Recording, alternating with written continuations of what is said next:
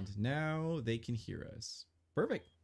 Welcome, everyone. Hope you guys are all doing well. Thank you for being here on a beautiful, wonderful Saturday night. And I hope you're excited to see some dysfunctional vampires do their thing. So, this show is called Phoenix by Night. It is a Vampire the Masquerade miniseries where we follow the young adventures of a vampire by the name of Susie McLeod, played by the wonderful Taryn. And as she is an aspiring cosplayer, or is a cosplayer, aspiring professional cosplayer, who is on the verge of making her greatest costume yet, and then her life gets taken from her unexpectedly, and then also unlife is thrust upon her by becoming a vampire in a very spicy circumstance. And before we get into the actual first episode recap, we're going to go ahead and go around the room and promote these wonderful, beautiful, awesome people. So starting off with the ever good looking Matt, could you please tell us about how amazing you are and the final boys? Why? Why every time? Yeah. So my name's Matt, and I am one half of the Final Boys. And yeah, we're a horror podcast. We love everything in cinema and pop culture, and we just love to nerd out together. And so my other better half, the more beautiful Dustin, is he's more into modern horror films, and I'm into like the classics, man. So it's fun. We butt heads a lot. But yeah, that's kind of what I do with my free time. I'm so grateful you chose to still be my friend, even though you knew that I never saw Alien before. And then I recently saw Alien, and it blew my mind, and Alien too. So now I'm on that train with you. I'm on Oh, board. So, Xenomorphs absolutely. forever. Oh, right? yeah. I'm a big fan of Alien. Exactly. Yeah. Next time we'll be dysfunctional xenomorphs and all that. So Perfect. The one that's got like a gimp and just like. I know exactly. All right. Then going over to Plus One Crafting, aka Tristan. Oh, that's me. Hi, I'm Tristan. I am nerdy and I build things, and that's kind of it actually. Plus one crafting, terrain for tabletop RPGs. Oh, right on. Yeah.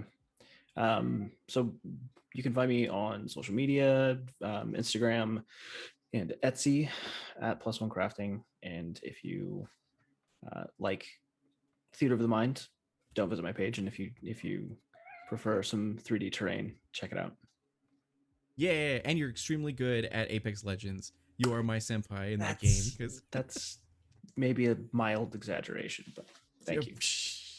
And then going over to Valrook, aka Taryn. Hi, everybody. I'm Taryn Hackett, aka Valrook. You can catch me on the Instagram at Valrook. I am a TTRPG streamer, dice maker, and just a creative human. You can catch me tomorrow, by the way, at Casual Campbell's Twitch channel playing Forge of Fate, a steampunk TTRPG. Every Monday on the Initiative Order, I play Peggy Sue James, a gunslinging redneck in our vault, which is a Fallout TTRPG system. In August, I have a system of my own coming that I will be debuting on the Initiative Order as well, but that's still working on things, and we'll see how that goes. But as far as dice making goes, and as you can see, I'm also helping sponsor the giveaway for this. That is Umbral Oculus Dice, and you can follow me as a dice maker at UO_dice for all things math clacky, and just do it. I'm really good at promoting pleasing. myself. Yeah. Look at You're good. Yeah. The product speaks volume, so you're totally fine. Yes, like she said, we are doing a giveaway tonight for a single Umbral Oculus die. So to enter, you're going to put VAMP, VAMP, into chat, and you'll be entered to win. Please, someone try it out so I can make sure it's working. And after that, let's go ahead and go over to Stiletto Assassin, the greatest overseer ever. Hello, everyone. My name's April Hill. I am the overseer for Vault. It's a Fallout TTRPG using the new system by Modiphius that's not even out quite yet. Comes out, it ships finally middle of next month, but D'Angelo and Taryn are some of my players in that game. And then I do play in the Volcania game. It's a steampunk esque type game that also has some wastelandish type elements to it. It's pretty cool. Yeah, so you can find me at stiletto_assassin on Instagram and stiletto DM on Twitter. And I help out with the initiative order, running social media and doing stuff for them. So yeah, and playing with all my friends here that I love. And Tristan is an amazing tabletop crafter. I learned a lot of my tips, or a lot of my tricks and stuff like from Tristan. So when you see my sets, thank Tristan for it, because Tristan taught me a lot of things. So Nice. And then the smooth talking, sultry voiced, dreamy it. angel, Stop. Jesse no, Anaclia. keep Could you going. please tell us about how amazing you are? Yeah, I can certainly try. Certainly after that, I will. Hey, everybody. My name is Jesse Nocalia. I'm a voice actor primarily. You might have heard me on The Dragon Prince on Netflix. If not, check it out. It's a short binge. You'll enjoy it. Yeah, and I show up to stream with these guys once in a while, and Yeah. it's a lot of fun. I'm excited to be here. This is going to be a lot of fun. Yeah, it's so good. My name is D'Angelo Murillo, and I organize tabletop RPG events to try to bring more inclusivity and diversity to our community in whatever way I can. Try to do charity events, get tabletop RPG performers paid for their hard work and talent and everything, and so much more. So Phoenix by Night is one of my projects that I've made. If you are on desktop and you scroll down, you will be able to see a tip menu where you can tip money to influence the game in whatever way you sort of see fit. Per the actual tip sort of menu rules and everything. At the end of the night, the tips will be divided evenly 6 ways, and that way everyone will walk away with something. Even like a single dollar is much more than tabletop RPG performers usually get. So anything you could spare is like wonderful, and we wholeheartedly appreciate it. And yeah, so as I said in the very beginning, Phoenix by Night is a Vampire the Masquerade comedy miniseries, and it features and focuses on a particular vampire by the name of Susie McLeod, played by Taryn. Last time on Phoenix by Night. So, what happened in the first episode was Susie was an assistant manager at Claire's, piercing little girls' ears and preteens' ears for a living. She was extremely exhausted, fell asleep at the wheel, thinking about how she can make the greatest costume and one up her rival, Evie, at the next Phoenix Comic Con. Unfortunately, she fell asleep at the wheel, and unbeknownst to her, ended up committing vehicular manslaughter for like 4 people and saving some pretty powerful vampires who were being hunted by the Second Inquisition. They, as a way of appreciation, embraced her. Her sire is one of the major faction leaders for the revolution, the anarchy, and everything. And she had to get a crash course in what it is to be a vampire. Thankfully, a haboob, which is a giant dust storm, came over Arizona, blocking the sun briefly, allowing her to try to just be in denial, get to her job, work her shift, or try to, as she was growing more and more hungry, stronger, faster, had heightened senses and everything. And she almost freaked out on a wonderful lesbian couple and their beautiful daughter who was getting her ears pierced as she accidentally messed up the piercing and blood kind of like was everywhere. But thankfully her sire and her loyal followers helped her out just in the nick of time, because shortly afterwards, the Second Inquisition found out where Susie was and attempted to assassinate her. Thankfully, they got their booties whooped while they drove segways around the mall, and it was a whole bit of shenanigans, and they told her that, like, yo, we are fighting tyranny, so we can't force you to do anything, but we're going to give you this chance to go and finish your cosplay, walk the Phoenix Comic Con Cosplay Masquerade stage, and after that's done, you will serve us. You will be with us. You know, you got to promise me that, and we can take care of you. Otherwise, we're just going to abandon you. And Susie said, yes, I will do that as long as I can do this.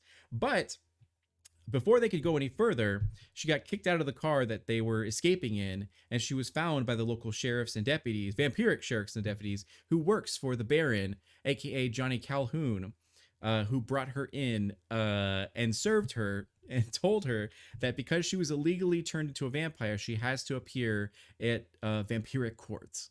And this is where our scene will actually begin. As Tristan? Sorry, just one quick question. Is Vampire Court called Night Court? Because I feel like it should be. It is now called Night Court. Yep. Yes. Yep. So our scene opens up with Susie McLeod, frustrated, tired, exhausted, with a big sort of satchel filled of different materials, cosplay materials that are half finished that she intends to finish like while she's here. Now, Susie, you walk into this room. Now, you thought that vampire court, that night court, would be fancy. Everyone would look good. They'd be in suits and all that kind of stuff. But it really just kind of looks like the DMV in real life, like the normal Phoenix, Arizona DMV. And a lot of the people that are here seem like middle class vampires. Who have mortgages and who are in debt and like all that kind of stuff and everything as they read the newspaper and everything. So every seat in this place is full except for two that are right beside a vampire that sticks out like a sore thumb. She is gorgeous. She is wearing an extravagant dress that just pops and everything. Kim, would you like to explain what you're wearing, like what your actual like outfit looks like? First and foremost, what season is it? We're gonna say it's actually going to be right now, so June 26th. Oh my summer. gosh, it's so hot. Okay. Yes, then I would definitely be wearing a white little stripy number. So yes, white, bright, and tight. So yes. Perfect. So Susie, you now have narrative control. What would you like to do? Okay, so currently, Susie, just FYI, is wearing like super shredded, like baggy mom jeans that are like cinched like up at the waist with like a black rope thing that's supposed to look edgy, but it really just kind of looks like a hobo. And then she's just basically wearing this shirt. Her hair has been re-put up after being tackled by the sheriff people because she tried to fight them off when she got kicked out of a car that was moving.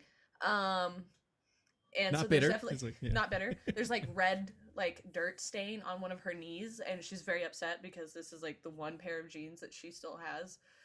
Yes, she bought them this way.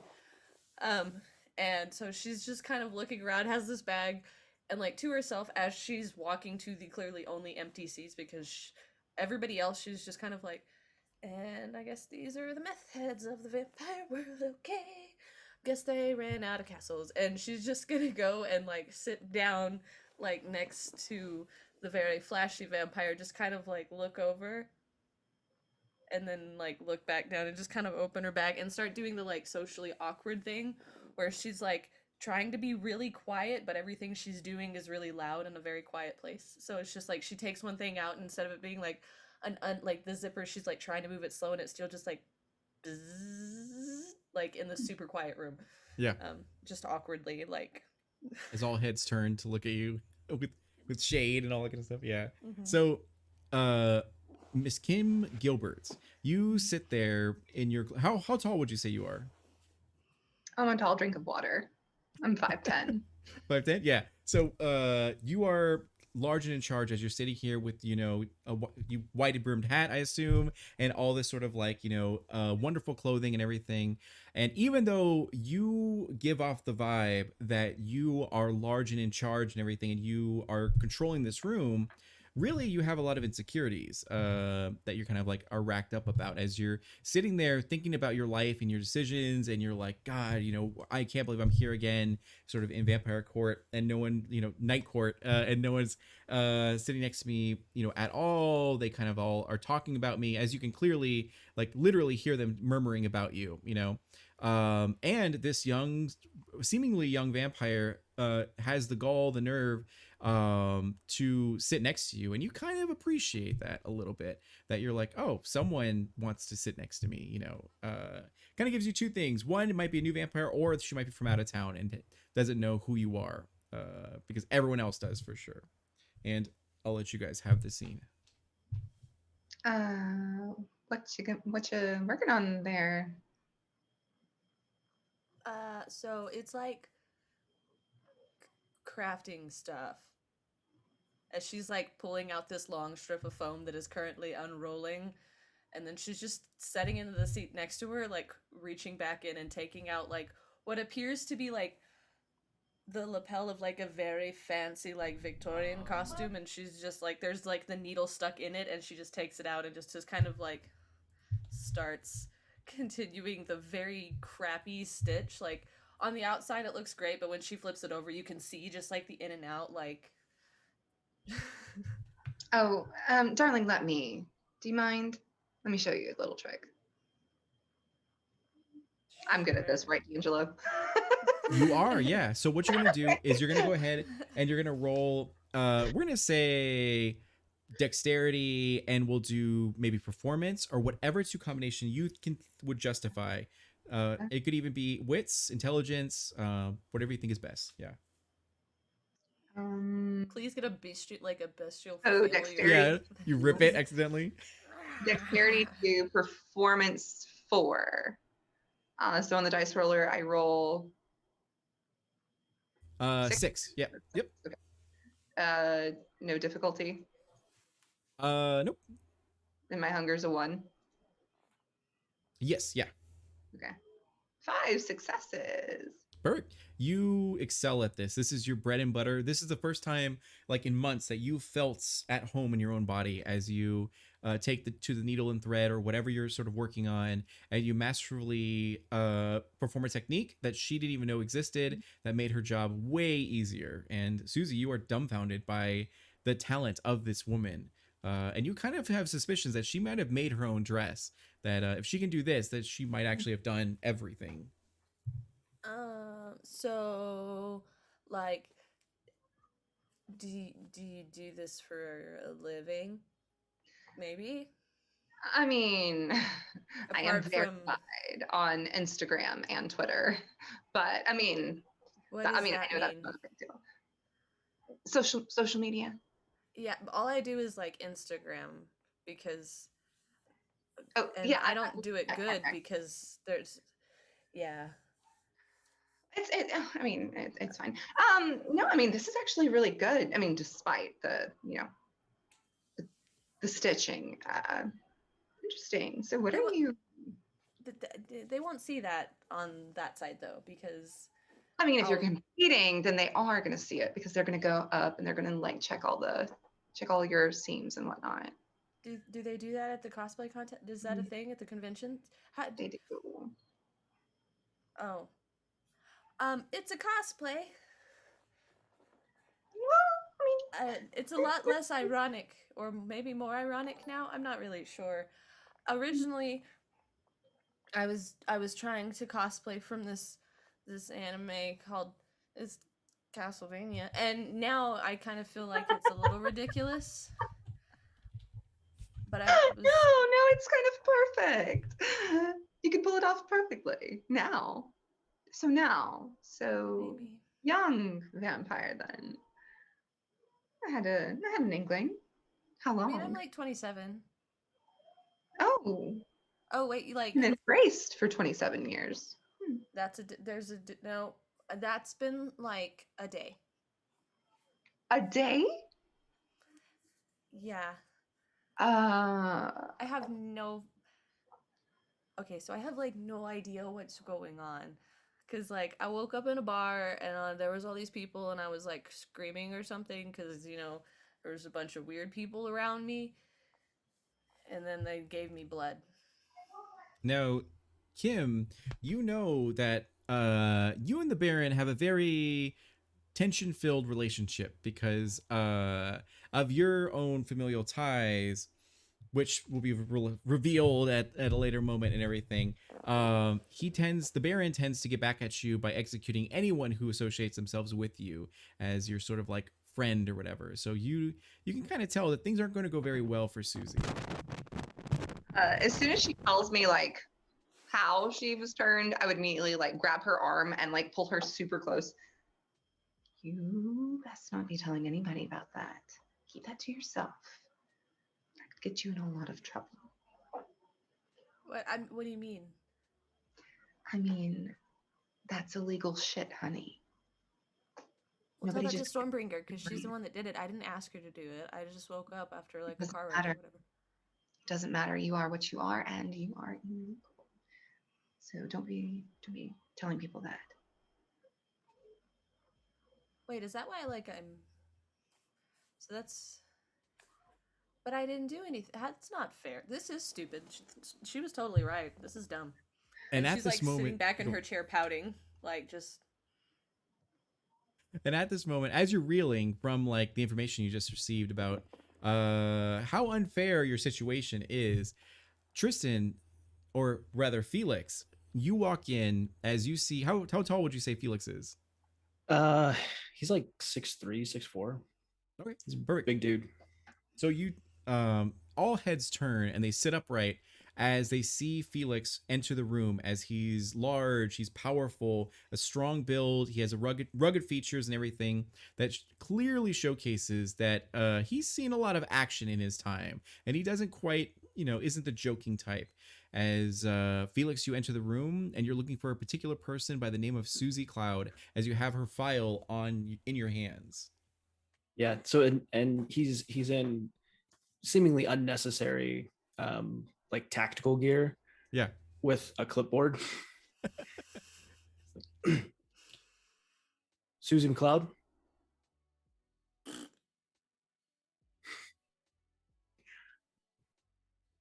Susie. So you do hear the sounds of farting noises made by what seems to be a mouth from like the center of the room as you look over, and you do see Kim Gilbert sitting there, who is if the closest thing to a nemesis that you have, despite other like real nemesis in your life, in your like past life as a warrior and an assassin and a hitman and all these different things. Right now it's Kim Gilbert, who can break the law with no repercussions whatsoever. And right next to her, you do identify the source of the farting noises, which is apparently a redheaded Susie McLeod orange-headed. Susie McLeod, as she looks very scared and kind of nervous as she seems to be. What would you be doing? Sewing or just kind of like crossing your arms or something? yeah, like she was sewing, so like it's still in her hands. Her arms are just crossed. Like she's kind of just both having a panic attack and pouting about being in trouble for something she didn't do. You know exactly where Susie McLeod is. What would you like to do, Felix? That kind of day. I'll walk over and like walk right in front of her and get a little bit closer and say, Susie, the Baron will see you now, whether you like it or not. If you'd like to, can I try to, as she's making raspberry noises, just grab her tongue? Absolutely. So that will be a dexterity check along with whatever you like. Athletics, brawl, melee, whatever you feel would be appropriate. I think melee is an actual melee weapon, so we're gonna say athletics or brawl. Let's say brawl. And you said dexterity? Correct. Yeah. Okay, so 1, 2, 3, 4, 5. Sorry, I'm learning how to roll dice. You're fine. You're good. And 6 or above counts as a success. You also have to roll a hunger die as well, and it has to be a 6 or above on that in order to succeed. Yeah. Am I rolling something against it, or since I'm just not even paying attention or expecting it, it's just a thing? We're gonna say that he's just gonna go ahead and try to grab you. Yeah. Because like, I mean, that's not something she thinks is about to happen. If he fails, you'll like jerk away. Yeah. Not a single. This is all 3s and 2s. 3s and 2s. Okay. There's a 1. Which one is the one? Is it your hunger die? No, hunger die is 2. 2? Okay. It almost became a bestial failure. So essentially, you go and maybe it's like you have so much muscle mass, it's hard for you to like move with that quickness or whatever. But Susie McLeod definitely seems to be adept in being a brat. As the moment that you move a muscle, she like jerks back and like is able to dodge you. But maybe at this time, if you'd like to, do you want to comply and like get up and get your things to follow him, or would you like to do anything else? Yeah, I think at that point she'll just be like, "Excuse you, I did not ask to be treated this way," and she's just going to take her bag and like stuff the cosplay stuff back in it and set it in the chair next to her. Like she's just being like not making eye contact, looking away, like on the verge of tears, but like acting like she's being pissy. So like, Perfect. Felix, don't you have somebody else to bother? Be you, if It's not my necessary. turn yet. Go find somebody else to bother.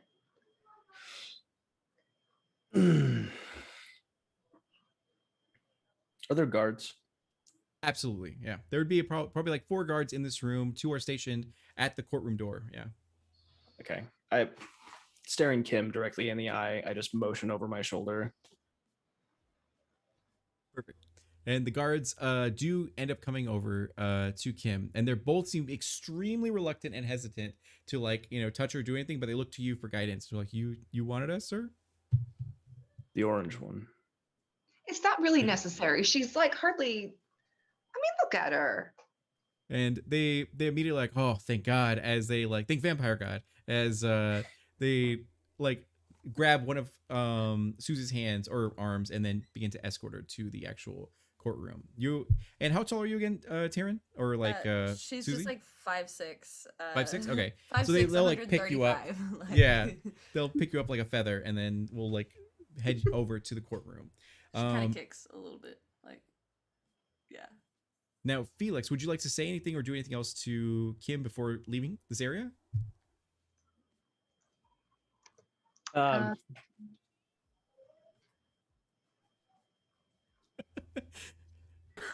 He gives her the bird as she returns it in kind as he goes back to his managerial duties and everything, or assistant duties. Yeah. Grumble, grumble, grumble, and I'll follow the guards in.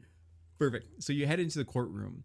Now, Kim, you were quite interested in this situation and these like sort of turn of events, as you absolutely know that Susie doesn't have a very good chance of living.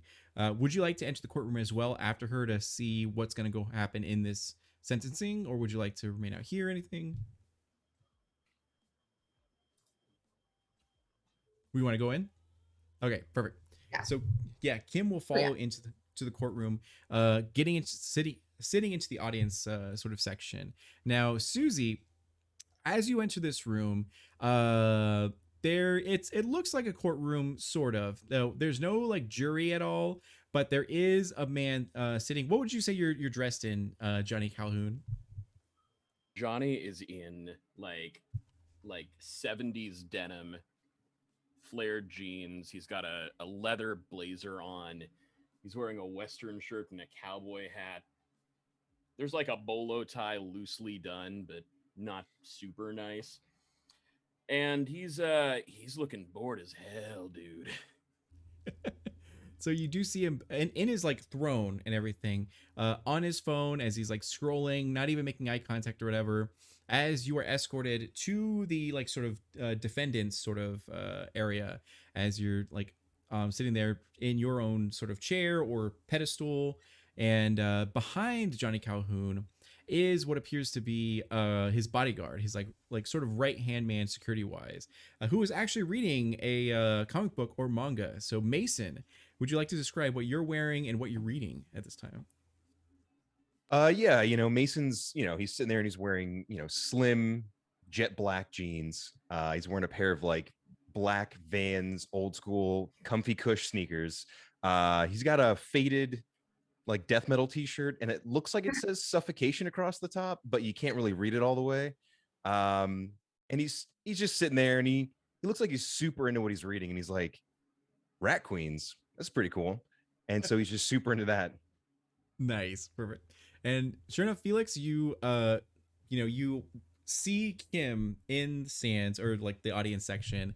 You see that Susie is now where she's supposed to be, at the pedestal for the podium for the defendant's area. And then you head over with the file in hand to go and deliver it to the Baron, who is Johnny Calhoun. Now, one of the security guards actually gets up and goes like, all rise for the Honorable Baron Johnny Calhoun, as everyone gets up and they like wait till he like shifts in his seat and everything like that. And do you want to tell now you can have them sit down at your decision or whenever you'd like to, Baron. They will not sit unless you tell them that they're okay to sit. What are we doing here? Sit down. Sit down. Everyone eases up and sits down as they go like, this case is the city of Phoenix, Arizona, against one Susie McLeod. The right. charge is for illegal embrace, vampiric embrace. Mm-hmm. And you do have the file in front of you with very light information about Susie McLeod. As you kind of like sift through it just a little bit, you do see that all it says is that she was turned into a vampire at an undisclosed time, but it must have been like the last few days. And she's really committed light to no crimes. There was some people killed in the mall recently, but they were Second Inquisition. So it's like, it's whatever. Yeah. A lot of paperwork, you know. Oh boy. All right. So illegal vampiring. That's I don't know. Burner at the stake. That's fine. Next. Yeah. So, Johnny, come on now. Baron. Burst out crying, like just is sitting there, just like vocally crying. you do see now. I would say Mason is very excited because one of his favorite pastimes is watching vampires get like burned at the stake. And the guards are like, "Hell yeah, burning!" as they're like high-fiving behind Susie as they're ready to get her. So, Kim, go ahead. Johnny, you know the law states that this is no more than community service. She does not need to be burned. Kim. Shut up, Stussy. It's fine. It wasn't the girl's fault. Well, that doesn't mean that I have to sit here all night and observe this travesty that we're finding in front of us. All right, let's go. Stakes, where's it at? No. You Baron. no, yeah. You know how much it pains me to say this. Like, I would almost rather fucking stake myself. She's right. Look, Felix, I'm gonna level with you. I have a date in like 20 minutes, and I can't be late. Felix, make yourself useful. Baron, Go get a steak. Baron, Yeah, Felix. this is the third time this week. You can't keep just burning people so you can make it to dates. It's a bad Felix. look. Felix, you are Felix. I'm just saying. I'm asking you to go back to managing the office, Felix. Stussy, shut up. It's fine. All right. Felix, go get the steak. Oh, hold on. I Now- got to deal with this real quick. So, Felix, you do know that, and Kim as well, that one of the usual sort of repercussions for illegal vampirism is that the vampire has to prove themselves through community service, usually like putting their life on the line for their city and their baron and all that kind of stuff. And that's the usual punishment. Death is usually not, at all associated with this unless they kill another vampire or commit a series of crimes, all that kind of stuff. And with that information, go ahead. Baron, I mean, with all of the necromancers, with all the necromancers running around, I mean, a little community service. I mean, if she survives, but I mean, we don't have to waste her life by burning Oh my her. god, there are necromancers too! Like, You're not that bad. It's fine. Ah, sweet vampire Jesus. Felix, I'm crying. My lord. For real. Felix, put away my formal cowboy boots. I am not going out this evening. I didn't know that I was in charge of boots. Felix, the cowboy boots, put them away. Right away. All right, what are we talking about with Stussy here? She's a vampire. Mm. Yeah. she's a Community new service. one. Brent, community service. And you were saying that there's some sort of necromancy around. Is this what you're telling me, Kim? Baron, I submitted a report to you on the necromancers. 8 Felix, weeks I ago. don't read what you write. I know.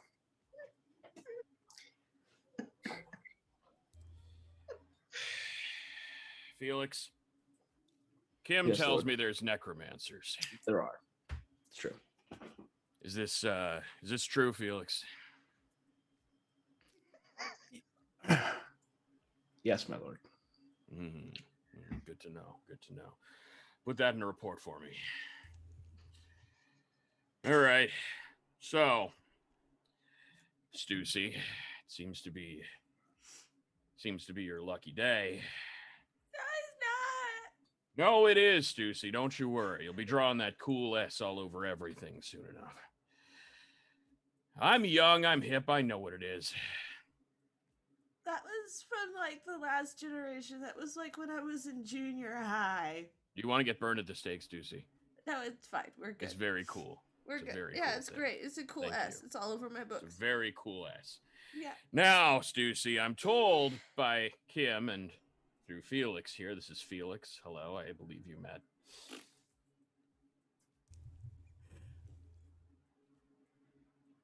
I believe you met anyway, that there are necromancers about. Now, it is unusual in the terms of service here that you would be let off for such a vicious, hateful crime as being illegally vampirized without being burned at the stake. But here's what I'm willing to do. And just because I'm feeling generous, not because I got stood up, I'm feeling generous. If you go forth and, as I am well studied in the community charter of Phoenix, that's where you are, by the way, Stussy. You are to go out and commit an act of bravery and of community service, as decreed by me, Johnny Calhoun, Baron of Phoenix. Check out Baron Automotives. If you go and clear this nest of necromancy, we'll consider lightening that sentence from being burned at the stake.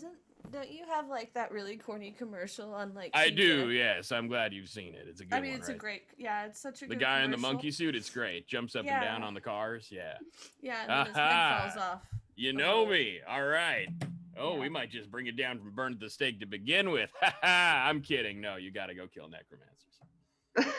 So, Mason, you know that there are a few things in life, in unlife, that make your still like heart beats, which is one of them is necromancy. The other ones can be whatever you'd like to, comic books, kung fu movies, chimichangas, whatever. But necromancers are like your jam. What would you like to do in this moment?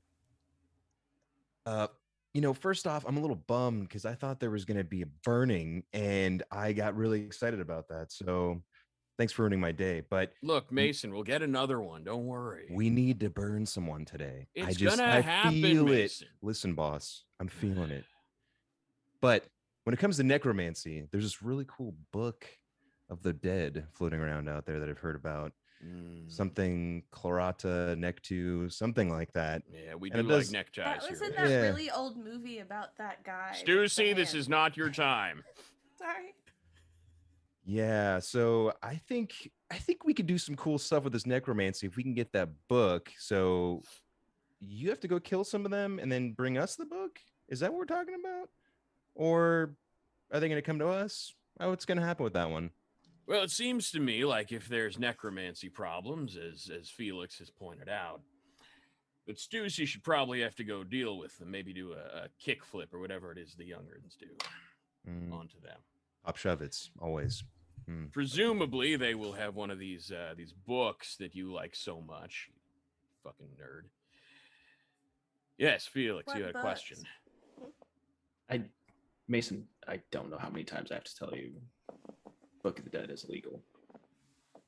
Like, It's the super coolest illegal. book. It's the coolest book, though. And illegal or not, we got And to you check guys, it out.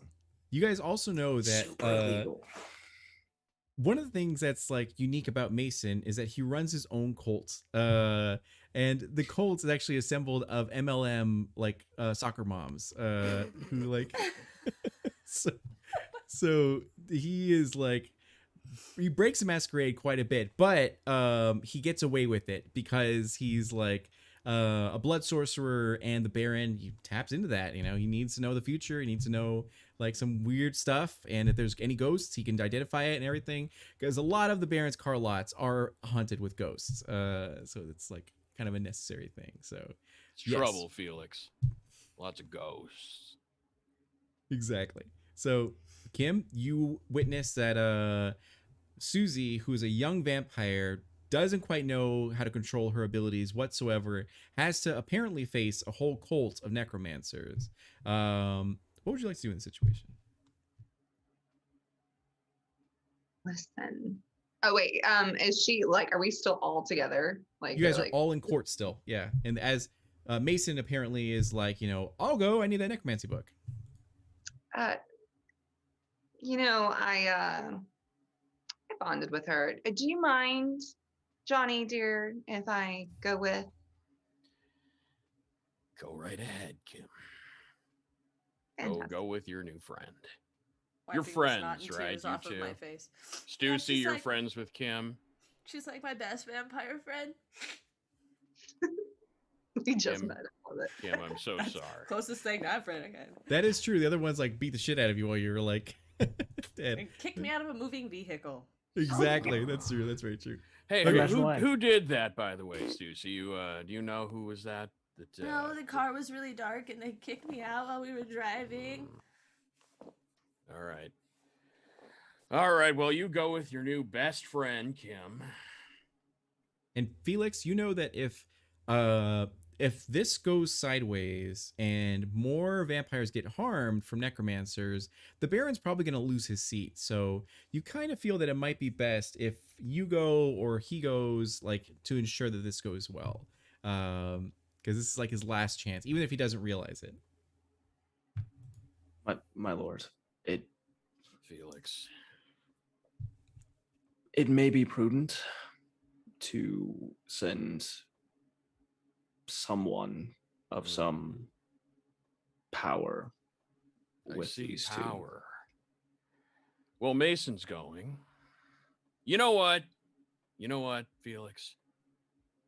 My social calendar cleared up for the evening. I'll go, Felix. I'll do that. That'll be fun for me. That'll be a good time. Wait, did you have other plans? I did, Stussy. Don't remind me. Thank And you. Your pants are nice. Thank you. I agree. Felix, you definitely know that the Baron is good at a lot of things. He's very smart. He's very witty. He's very, charming and everything. But violence is not one of those things he's very good at. And so you kind of have some concerns that you might lose your Baron tonight, especially if Mason's only going to be there because he is a competent sorcerer, but his priorities are kind of all around the place. Yeah. Felix, get my formal revolver. This may be an occasion for the informal automatic rifle. Felix, that's why I keep you around. Go get the formal automatic rifle and the informal. You can use whichever one you please. You lost the formal automatic rifle the last time. Right. Get the informal. Right away, sir. Oh God, I should have stayed in the army. Perfect. So you guys all decide, and the audience is like, oh my God, I'm invested in this because they all watch as these very powerful figures in the community suddenly all decide to go on this mission to take out this necromancy cult. Now Mason's going because you want the Book of the Dead, see if they have any sort of scrolls, grimoires that could help you learn more on how to, do all that. Because you feel like it might be a good idea to do that. Kim, the first person who's shown you any sort of kindness in a long time is a young vampire being sent to the wolves, essentially. And you know that necromancers are very powerful against vampires because they can control the dead, and technically vampires are dead. So it's kind of a moderate threat depending on how competent these vampires or these necromancers are. And Susie, you once again have no idea what's going on as everyone's making decisions about your life without your sort of input. As the guards Yeah. went from like having an aggressive stance on your arms and a wooden stake in their hand and was like, all right, I'll stake her right now. Just tell me, boss, to like, oh, I guess we're going to let her go. And so Black like makeup just like smeared. smeared everywhere. Yeah. Like And then Let It's us a know. good look. You like It's a good look. clean yourself up, dear. You Felix, you exactly. And Felix, you are updating your LinkedIn profile and your Indeed profile to try to find another job because it is getting too I'm checking spicy. my retirement points, my 401k, my vampire Roth IRA. There you go. Like, okay. Checking my blood bank. Like, I've got Like, if I quit, how long will I be able right to survive? now. Yeah, exactly. And Yeah. Johnny Calhoun, you're kind of thinking about like, dang, I thought I was gonna have a good date tonight. Well, I guess I'll just have to take my aggression out, some other manner or something. As you load up Bumble and Tinder and are just like swiping, what is it? Oh, I right? thought that's what you were naming my rifles. Yeah, Bumble and Tinder. Yeah, there you go. Uh-huh. Perfect. That's awesome. Okay, good. So we got a couple donations in here. So thank you guys so much. We're at $139 for like tips. So that's incredible. Now those who donated, definitely go ahead and put in what you like the donations to or the tips to go for. In the tip menu, you'll actually see what the options are. That way you can go ahead and distribute it, however you'd like. If you don't respond, then I will go ahead and pull it up and then be able to just like make decisions. That way your money goes towards helping the cast be able to survive, because necromancers can be a little bit spicy sometimes. And yeah, so right now what's happening is that you guys are actually going and getting it. Now, who do you feel what car would you guys feel you could take? Would you take one of Calhoun's Automotive's vehicles from the car lot, or do you feel like Felix would get his armored vehicle? Daewoo, right? That's We're all. not touching Bessie. Felix is driving. Of course I am. Perfect. Which you're kind of used to because you're his personal assistant, so you're used to footing up with everything. So let me see here. Get good benefits, Felix. Logan, let me know who you'd like to do a vampire hiss. So whoever he chooses, the next time they talk, they have to do a traditional vampire hiss. And let me see everyone else. 34 from Cody. We'll say that's Cody. Let me know what you'd like to do for that one, for re-rolling a die or adding an extra die or anything like that. And help the cast with mine, please. Okay, perfect. Yeah. So he could donate $30. So we're gonna say that Kim, Felix, and the Baron will get one reroll die. So if you get a bad roll, you can go ahead and just re-roll it, and that works out. And then perfect. And we got another like $100 donation for helping or hurting. So help the cast with mine, please. Johnny, I want to see a Western vampire hiss. Okay, perfect. So next time you talk, we'll go ahead and do that. Good. Okay. So and everything else looks good here.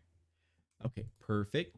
So what we're gonna do right now is we're gonna take a small, quick, like 10-minute break, super fast, while we get some stuff like sorted and ready to go, and then we'll be back in just a bit. Make sure to put Vamp in chat if you'd like to enter to win an actual die from Umbral Oculus, and it'll be really, really cool. And we'll see you guys soon.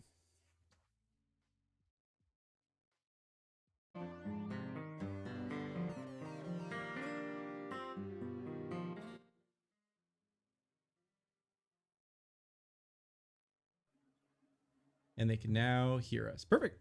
Hey everyone, welcome back. Thank you so much for being here for Phoenix by Night, a Vampire the Masquerade mini-series. We really, really appreciate you. Thank you for all the donations and all the support thus far. And yeah, really quick, we're going to go around the room and have everyone go ahead and reintroduce themselves just to reset the room. So starting off with our main actress, Valrook. Hey everybody, I'm Valrook, but my actual name is Taryn, and I flipped him this time. It's fine. I'm a TTRPG streamer, general creative, and dice maker. You can catch me on Instagram at Valrook. If you want to follow my dice shop and my dice making things, you can follow me at UO_dice. That is Umbral Oculus Dice. I am sponsoring the giveaway, so make sure you enter Vamp in the chat to get literally this dice that I'm holding right here. It's super pretty. I'm just saying. I'll post pictures in D'Angelo's chat later. And I'm playing Susie, a nerdy, awkward, cosplaying geek person that got turned into a vampire and wants to cry about it. Amazing. All right, and then going over to the bestest overseer of all time, Stiletto Assassin. Am I on mute? Okay, because usually I'm on mute. Okay. Sorry. April Hill, Stiletto_assassin on Instagram, Stiletto DM on Twitter. And yeah, I run Fallout sometimes and DM Dungeons and Dragons sometimes. And sometimes I play Vampire and sometimes I play Volcania, which is a steampunk TTRPG and other things. Oh, and this one time I got to play the Dragon Zadia? Prince Yeah. game. Yeah, Tales of Zadia. I was like, Tales of Zadia. I was like, Dragon Prince, Tales of Zadia game with some of you fine people, which of course I mean Jesse, so that's amazing. That was fun. So yeah, I love playing games. So here I am. Awesome. And then going over to the master of horror, the walking encyclopedia for all things incredible and spooky, Matt from the Final Boys. Thank you. Yeah, I'm Matt from the Final Boys. I'm one half of our podcast, and so if you like hearing about like the weather and how shitty Phoenix is sometimes in terms of the heat, come listen to our podcast. That's what we've been talking about recently. No, we cover all things horror in cinema and pop culture and video games and comic books and all of that lovely stuff. And I think my favorite Final Boys moment ever was the time D'Angelo invited me to watch a movie with him at the theater, and I got to hold. I was just him. gonna bring that up. Yeah. I got to hold him, and then he came to my house and we made him watch a film, and I got to hold him again. So it was lovely. I had to go to the press screening for It Part 1 and Part 2, and I invited him to both, and I'm not good with horror, and I like die. So he held me close. I did. And that's the only way I got through it. So It's wonderful. So You you're smell not great. good at horror, you say? I am not. No, I can write horror, but I can't experience it because I'll die. What's And, your fear, D'Angelo? What's your number one fear? Do you want to Yeah, tell what me? is your Uh, biggest fear? Should we not porcelain tell them? doll and feet. So Feet. porcelain feet from dolls. Okay. That's fair. So yeah, Specific enough dolls. to have experienced it. Right? Exactly. yeah.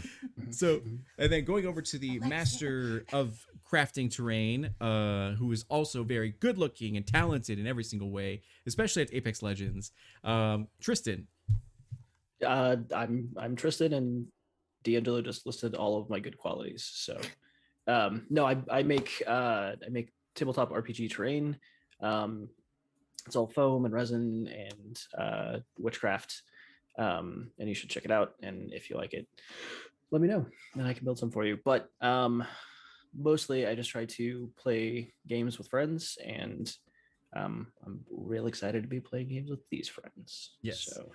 And you can check him out at +1 Crafting on Instagram. Let me put in the link. I got you. That's important, I guess. There we go. And look at my stuff and don't tell you how to find it. And then classic. going over to the, some would say, and I am one of those people, the bestest voice actor of all time, Jesse. Tell us all about yourself. Hey guys, what's up? My name's Jesse Nocalia. I'm a voice actor primarily. What do I got? I don't know. I've got the Dragon Prince, of course. Check that out. I know a tabletop thing I can talk about. I just did a promo video for Action Fiction's new 5e setting, Chromatic Gamut, which is a entirely LGBTQIA plus written, led, everything tabletop supplement set in like a fantasy version of New York. It looks really cool. Like I'm excited to pick up a copy for myself just to read through it. But I got to do all the voices on their Kickstarter video. So keep Oh that. wow, that's Really awesome. cool. Yeah. Oh, and find me at Jay and Ocalia on all things, even Twitch, even though I never use Twitch. So, You need to. We need to see. What would you play if you were on Twitch? dude, I don't know. I'd probably like paint minis on Twitch or something. Oh, that'd I be don't- I good. don't That'd be know so what else to do with good. My life. We can That'd be talk so about it later, Taryn. You know, Or you right? Yeah, there you go. Voices or something like I don't know, practice. I don't know. It'd be fun. Here I am painting a demon on. There you screen. Bob, ASMR very while you're No, doing no. it. You're like, I guarantee there's a market for mini painting ASMR. Oh, Yeah, I'm there not you go. good at it. I'm already subscribed. I just need you to know that. And I'm Okay, painting the noted. ear. Yeah. So okay. And now we're just and gonna then- add a happy little hair. exactly. My name is D'Angelo Murillo. I organize a lot of tabletop RPG events to help our community out with diversity and inclusion, and try to find ways to help, raise money for charity as well as tabletop RPG performers. Because a lot of times people will like pour their heart out or pour their heart and soul into a campaign that is live streamed and rarely ever see anything from it financially, despite many, many hours being invested into it. So I am trying so hard to be able to get money into the pockets of these hardworking, talented performers, which we've already have $199. So thank you so much to everyone. Discount Bard with the recent donation. Everyone else who's donated, let us know what you guys for players in DM. Okay, I'll have to look at what that is really quick. And that is okay, so reroll 3 dice. So because the reroll 1 die was given to, I believe it was Kim, the Baron, and Felix, I think. So we're gonna go ahead and swap this to have Susie, Mason, and we'll do Kim. We'll get the reroll 3 dice. So Kim gets like to reroll 4 dice, that she can do. So hopefully she'll never lose a roll ever. And yeah, so we also got a donation earlier in the evening that was for help or hurt the homies. So chat, I don't know if that person's still in chat, but just in case, what we're gonna do really quick is we're gonna set up a poll to see help or hurt the homies.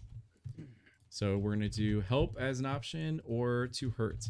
Now, because it's the top dollar donation, something very serious will either help them or hurt them. So make sure to go ahead and vote to see what you'd like to have happen. These necromancers could all be like bodybuilders, or they could be,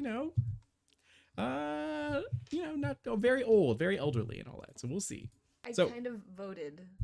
Like World War Z zombies, or yeah, Exactly. Daisy. Oh, 7 votes for help. All right. Well, cool. There you go. All right. No fear of the weightlifter necromancers. So, to bring everyone up to speed, Phoenix by Night is the story of one Susie McLeod, who thank you Chills for the actual bit donation, and thank you Toto Bear for the raid. We really appreciate you guys. So this is perfect. So Phoenix by Night is a Vampire the Masquerade comedy miniseries that focuses on a new vampire by the name of Susie McLeod, who all she wants to do is get revenge on her ex-best friend by creating the best costume she's ever done and bringing it to Phoenix Comic-Con's cosplay masquerade. However, she fell asleep at the wheel. She ended up becoming a vampire by saving a very powerful vampire's life.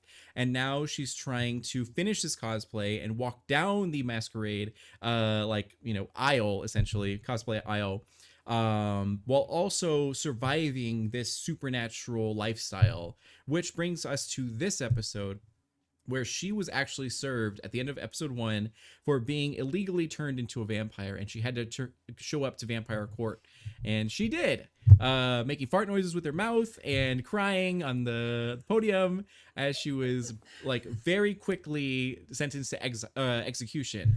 And thankfully for her, from the help from her homie, Kim Gilbert, who is a like supermodel fashion designer that's loud and proud about her designs and everything like that, vouched for her, and they decided to lessen the sentence from execution to community service by helping find, just a little bit of a difference. So one thing led to another, and she now has to lead the charge on fighting this necromancer cult that's apparently somewhere in the Phoenix area, manipulating dead bodies, and then she has to bring it to a stop. Granted, her actual mission is to report it to the authorities, that way they can handle it. But one thing led to another, and super powerful vampires are going to be aiding this tiny little baby vampire with this mission. So right now, all of these vampires are packed into Felix's car. Felix, what kind of car would you say you're driving right now? It is a Hyundai Sonata. Okay, perfect. Yeah. And good. And do you have any points in driving? Probably not. Oh no. Because I that's have good. one. You have one. You're Let's like, see. I'm a very He's college age driver. drive. Oh no, I've got 2. I've got 2 points of driving, perfect. With 2 which is points of driving, shocking. He's like 200 years old. I'm not sure where he learned to drive. with 2 points of driving, you're already 100% better than normal Phoenix drivers on the freeway and highway. So Take you are, that, Phoenix. Yep. But you still go like 90 miles per hour, like every other Phoenician. Is yes, you're in this car. You're traveling down. What is the makeup of this car? What did you say? Like who is shotgun next to Felix? What did you say? And who 3 other in the back?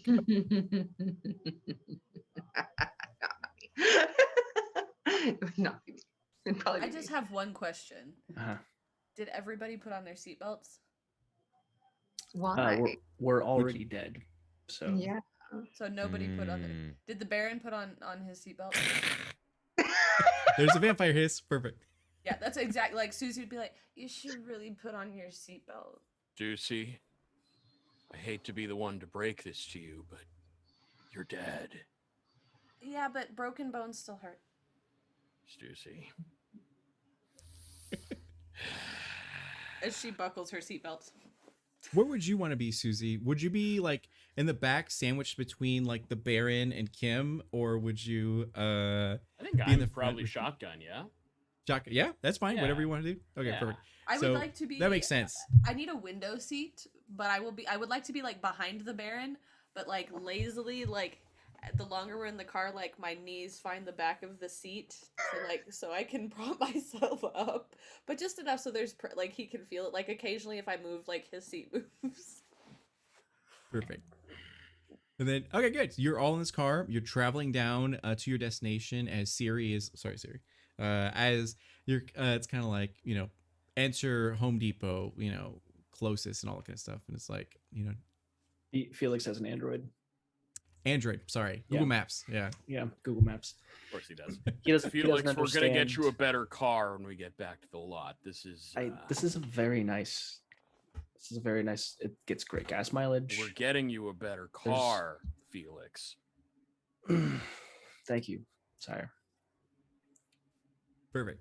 I And love this yeah, car.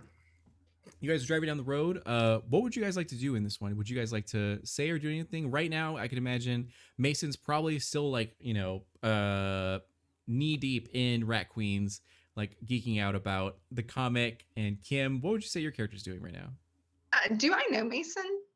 You do. Mason, out of the 3 of them, Mason, Felix, and Calhoun, Mason's actually a homie of yours because he's down to clown for like shenanigans and all that kind of stuff and everything. Like the Baron, you feel you'd be friends with if he wasn't the Baron, but because he's the literal law of the city, you kind of butt heads with him because you constantly are rebel, yeah, and and yeah, you and Felix have the least connection because you're polar opposites. Or the most disconnection. Exactly. Yeah. There you go. Perfect. And then yeah, so would you guys like to say or do anything while you guys are in this car? Where are we going? To the necromancer's nest. Do we know Sorry. where that is, Felix?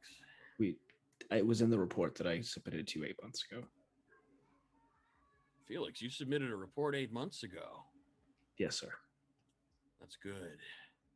That's good. Yes, sir. Where are we going, Felix? The nest, where is it? It's the Home Depot off of 37, sir. Ew. Are you kidding me, Felix? I go there all the time for this pink foam Stussy? stuff. Stussy? Extruded polystyrene.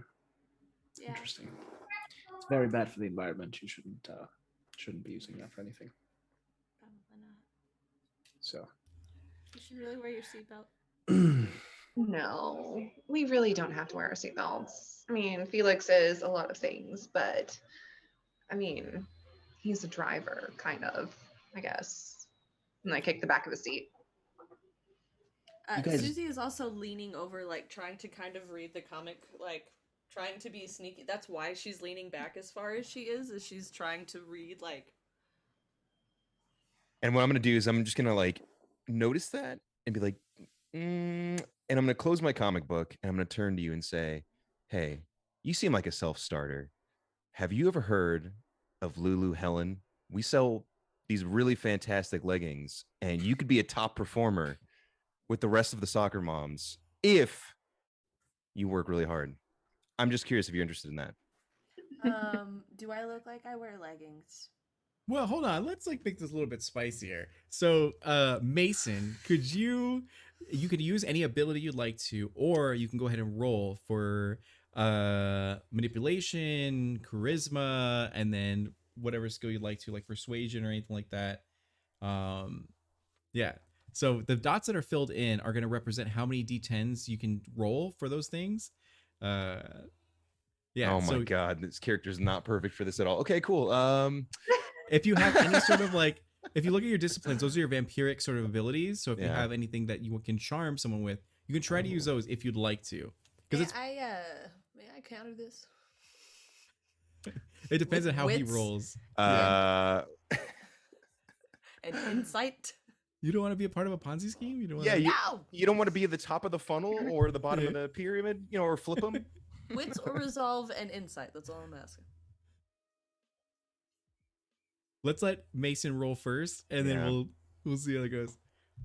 And if you need help, let me know. For All right, I don't know how this is gonna work, but I mean, we'll use charisma,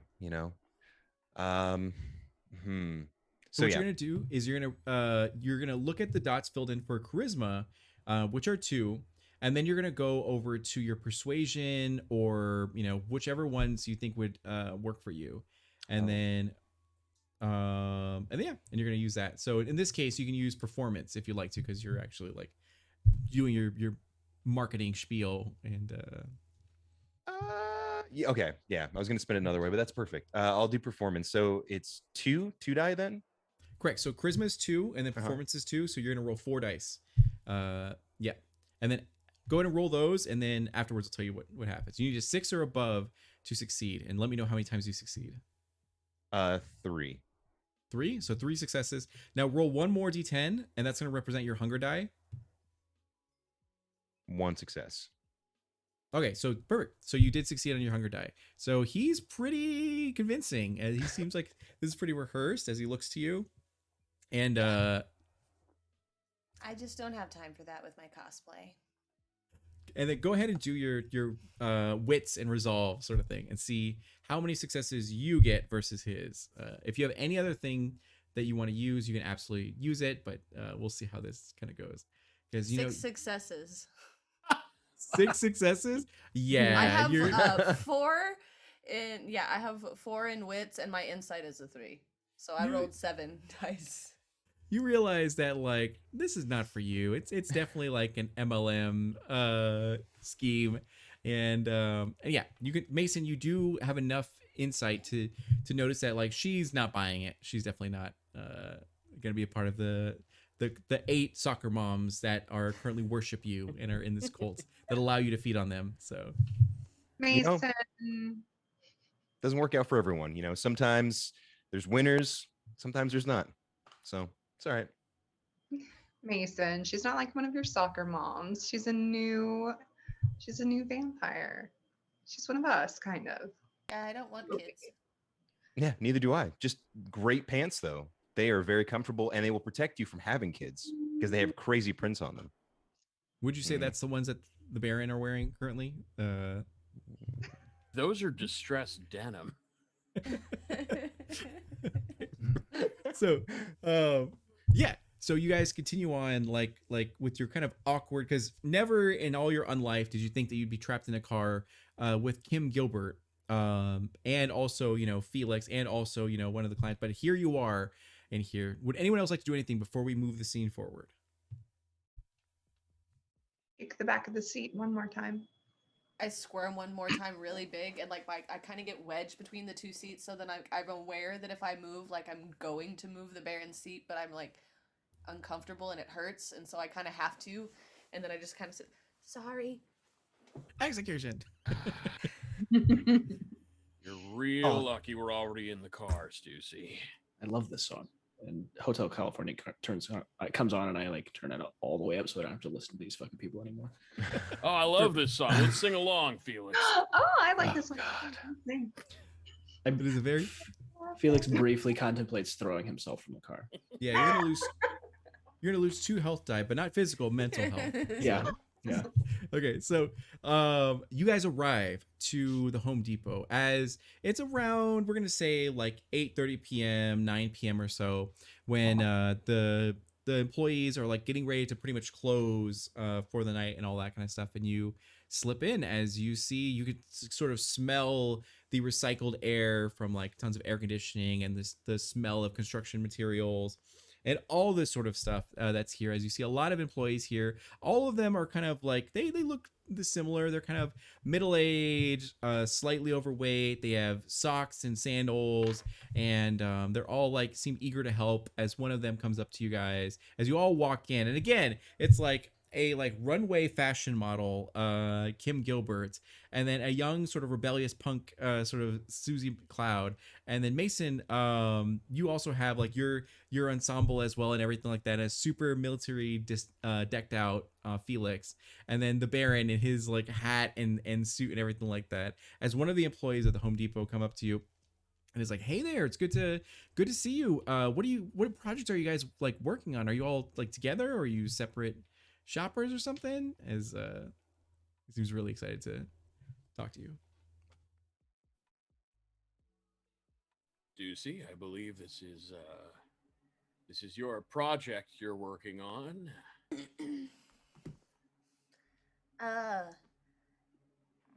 Yeah. I'm building a doghouse and I need the parts All right, perfect. for So the doghouse. go ahead and roll. Fancy doghouse. Go ahead and roll charisma or manipulation, and then subterfuge, persuasion, whatever you think would work. As you're sweating, as you're looking, do vampires sweat? I don't know. Subterfuge or okay. Blood. Yeah, they And sweat how blood, many right? dice? Blood. Yeah. Yeah, Yeah. any frustration or intense Anxiety. to Yeah. it. What's the difficulty? Difficulty for this is going to be 2. Okay. Oh, 2 successes. Perfect. So I had to roll 2 dice. and remember, you do have rerolls if you guys need it. So what happens is that you mumble, stumble, stutter your way. These words fall out of your mouth as everyone's kind of like looking to you to like, talk about this. And then sure enough, they are like, okay, yeah. You should head over to our wood department. We got a lot of good lumber like that just came in and a lot of good equipment. Do you have like hammers and other equipment and all that? Or is it like a full blown, you need everything? I think we need a bunch of stuff. It's like a ritualistic doghouse, you might say. So we're looking for stuff. Yeah, that sounds good. We'll go get the lumber first. Sure, let me direct you over there.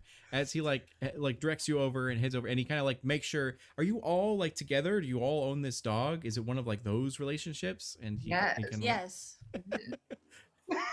It's a little rude to ask. really. he's like, "Oh, I'm sorry. I'm so sorry." And then he like guides you over to like aisle 13 as you head over and see the lumber, and it's all these materials that you're not very familiar with, and like and he goes like, "Yeah, so like what's this is like, it must be a special dog. What kind of dog is it?" Bichon Frise. Pomeranian. But, I mean, 2 dogs. It's Wow. It's a Bichon Pomme. Mm-hmm. It's a cross between it tangles all the time, and groomers have to spend 2 hours brushing it before they can bathe it. It's almost like someone took half of both dogs, fused them together into a new dog. And he kind of hesitates a little bit as he goes, "Yeah. All right, I'm gonna go. Do you guys need anything else from me? Or are you good here?" We'll browse for a minute. We'll get you if we need. Okay, if you need more. anything, just let us know. And you see like another employee like walk by who looks almost exactly the same as the other one, just different, like slightly different hairstyle, different like Crocs on and all that kind of stuff. But yeah, so Mason, do you happen to know what kind of stuff they would need to do the necromancy. Yeah, you know, step one to necromancy is really good incense, right? So, do you guys have any incense? That they would get from here. Like, Well, I know, but like, don't we always have to have incense on us? No? Okay, I'll get back to that one. You're one of Step those. two. Yeah, I gotta always have incense. Hmm. And so, what we need from here, though, is we need to have at least a pillar or an altar. So, lumber, obviously, we can build an altar. But we're wanting to find the ones that already. So Mason, you do have a couple of things that can help you out. Two things. One, you could do a roll. So you do have immense knowledge of the occult. So if you want to roll, you can try to find out, like, oh, okay, so they're necromancers, so clearly they would need these sort of objects. Or you can be spicy and roll for premonition, getting a glimpse of the future, to see if you can, get some sort of help as to where this cult might be and all that. While he is brainstorming, Susie is already wondering if they need to go to Garden and look at like the statuaries and stuff and see if there's like an altar because now that's in her mind. Your plan, Stussy. If you fuck this up, we're setting you on fire. So. Oh, we're not, Johnny. So Calm it's down. yeah, Just like turns her back, but you can hear that crying noise. Like, would you guys like to split up to investigate different areas or remain as a group? don't split the party. It's up to you guys. You guys are very powerful vampires, and these are Home Depot employees. You can take them, right? Not letting this fugitive out of my sight. Hmm. What's wrong with Kim? Susie. Yeah. You're fugitive. I'm not leaving her alone with anybody. I don't trust any of you. Well, Mason, of course, but and this place is disgusting. It smells like Outside. outside. It's not pleasant. I like the smell of sawdust. Mason? It's your friend. Yes. Like I'll, sawdust. I'm gonna go with premonition, of course. Yeah, I'm sorry, I don't know how to use this one. I'm trying to read into it. No, you're fine. Okay, so what you're going to do is you're going to go ahead and roll your resolve. Okay. So that's 4 dice. And then you're going to roll your auspex, which is 2 dice. So a total of 6 That makes d10s. sense. Okay. Yeah. Thank so you. you're going to roll those. Yep. And same thing. Anything 6 or above is a success. And for this, we're going to say you only need 2 successes. I got 2 successes. Did you? Oh. Yeah. We're gonna say you recently failed a drug test, and tonight's the reason why. As a result. Yeah. So, anyways, you do see a small glimpse of the future. Had you gotten better results, and granted, you do have rerolls if you want to try any sort of rerolls or anything like that. But the slight sight into the future is that you see these like various figures that are robed, all sort of the same, chanting the same sort of like chants in Latin. And it seems to have some sort of power over you guys as you see Susie writhing in pain as she's lifted from the ground, and they're sort of harming her in the garden section.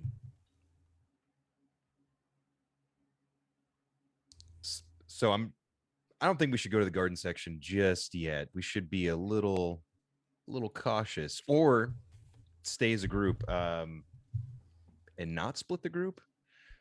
Yeah. We could also just like take one of the little guys like back over to, like plumbing parts, because like nobody ever goes over there, and just beat the snot out of him until he tells us. Because for some reason, for like the last 48 hours, that seems to be like my instinct to get things to work, is to just beat the hell out of it. The Crocs guys? You're gonna beat up Crocs people? Yeah, they should be beaten. Taking a while, Stussy. Let's beat up some Actually Crocs and agree. socks people. Mm-hmm. For their Uh, crimes against fashion. Yeah. And probably playing with dead bodies, if we're being honest. I was gonna say Um, crimes against, humanity and vampire kind and And nature, fashion. things that matter. And Well, for To meet you. probably being super douchey and Mhm. it's just like marching, like Mhm. looking for whatever Kyle helps them. Perfect. That's what she's So- like now, like calling. It was Chad. Dwayne. Chad, Yeah. yeah. Chad. No, we killed Chad. Chad. Oh, Chad is dead. You We like killed it. Chad. So yeah, so there's a few things going on in this Home Depot. One is that there's a large gathering of employees that are kind of talking. It could just be a meeting about like company policies or like schedule stuff, or it could be about necromancy, secondly, thank you. You do see a few employees that are in the garden section manipulating some sort of objects, moving things around. You're unsure if they're just shifting around props or like signs or anything like that, waiting for the next day's sort of sales, or if it could be necromancy. And there's a few things happening at this moment. Yeah. What do you guys feel like you would want? Felix? You said that it was almost closing time. Yes. Yeah. Like how close to closing time? You kind of look at the actual like schedule and all that kind of stuff, and it says 9:30 that they close at, and right now it's about 9:15, and you guys are like the last sort of group in the store. There's like maybe one other person who's currently checking out. I have an idea, guys. Watch this. And Susie, like, as they're walking by, like, the cabinet section, as everyone's walking, she, like, just, dips into one of the, like, little pre-made kitchens, Mhm. and then, like, you hear, like, come here! To the actual employees or to the vampires? To, like, the vampires, like, Okay. quietly telling them to come here. What are you doing, Stussy? And you look, and she's peeking out from one of the cabinets.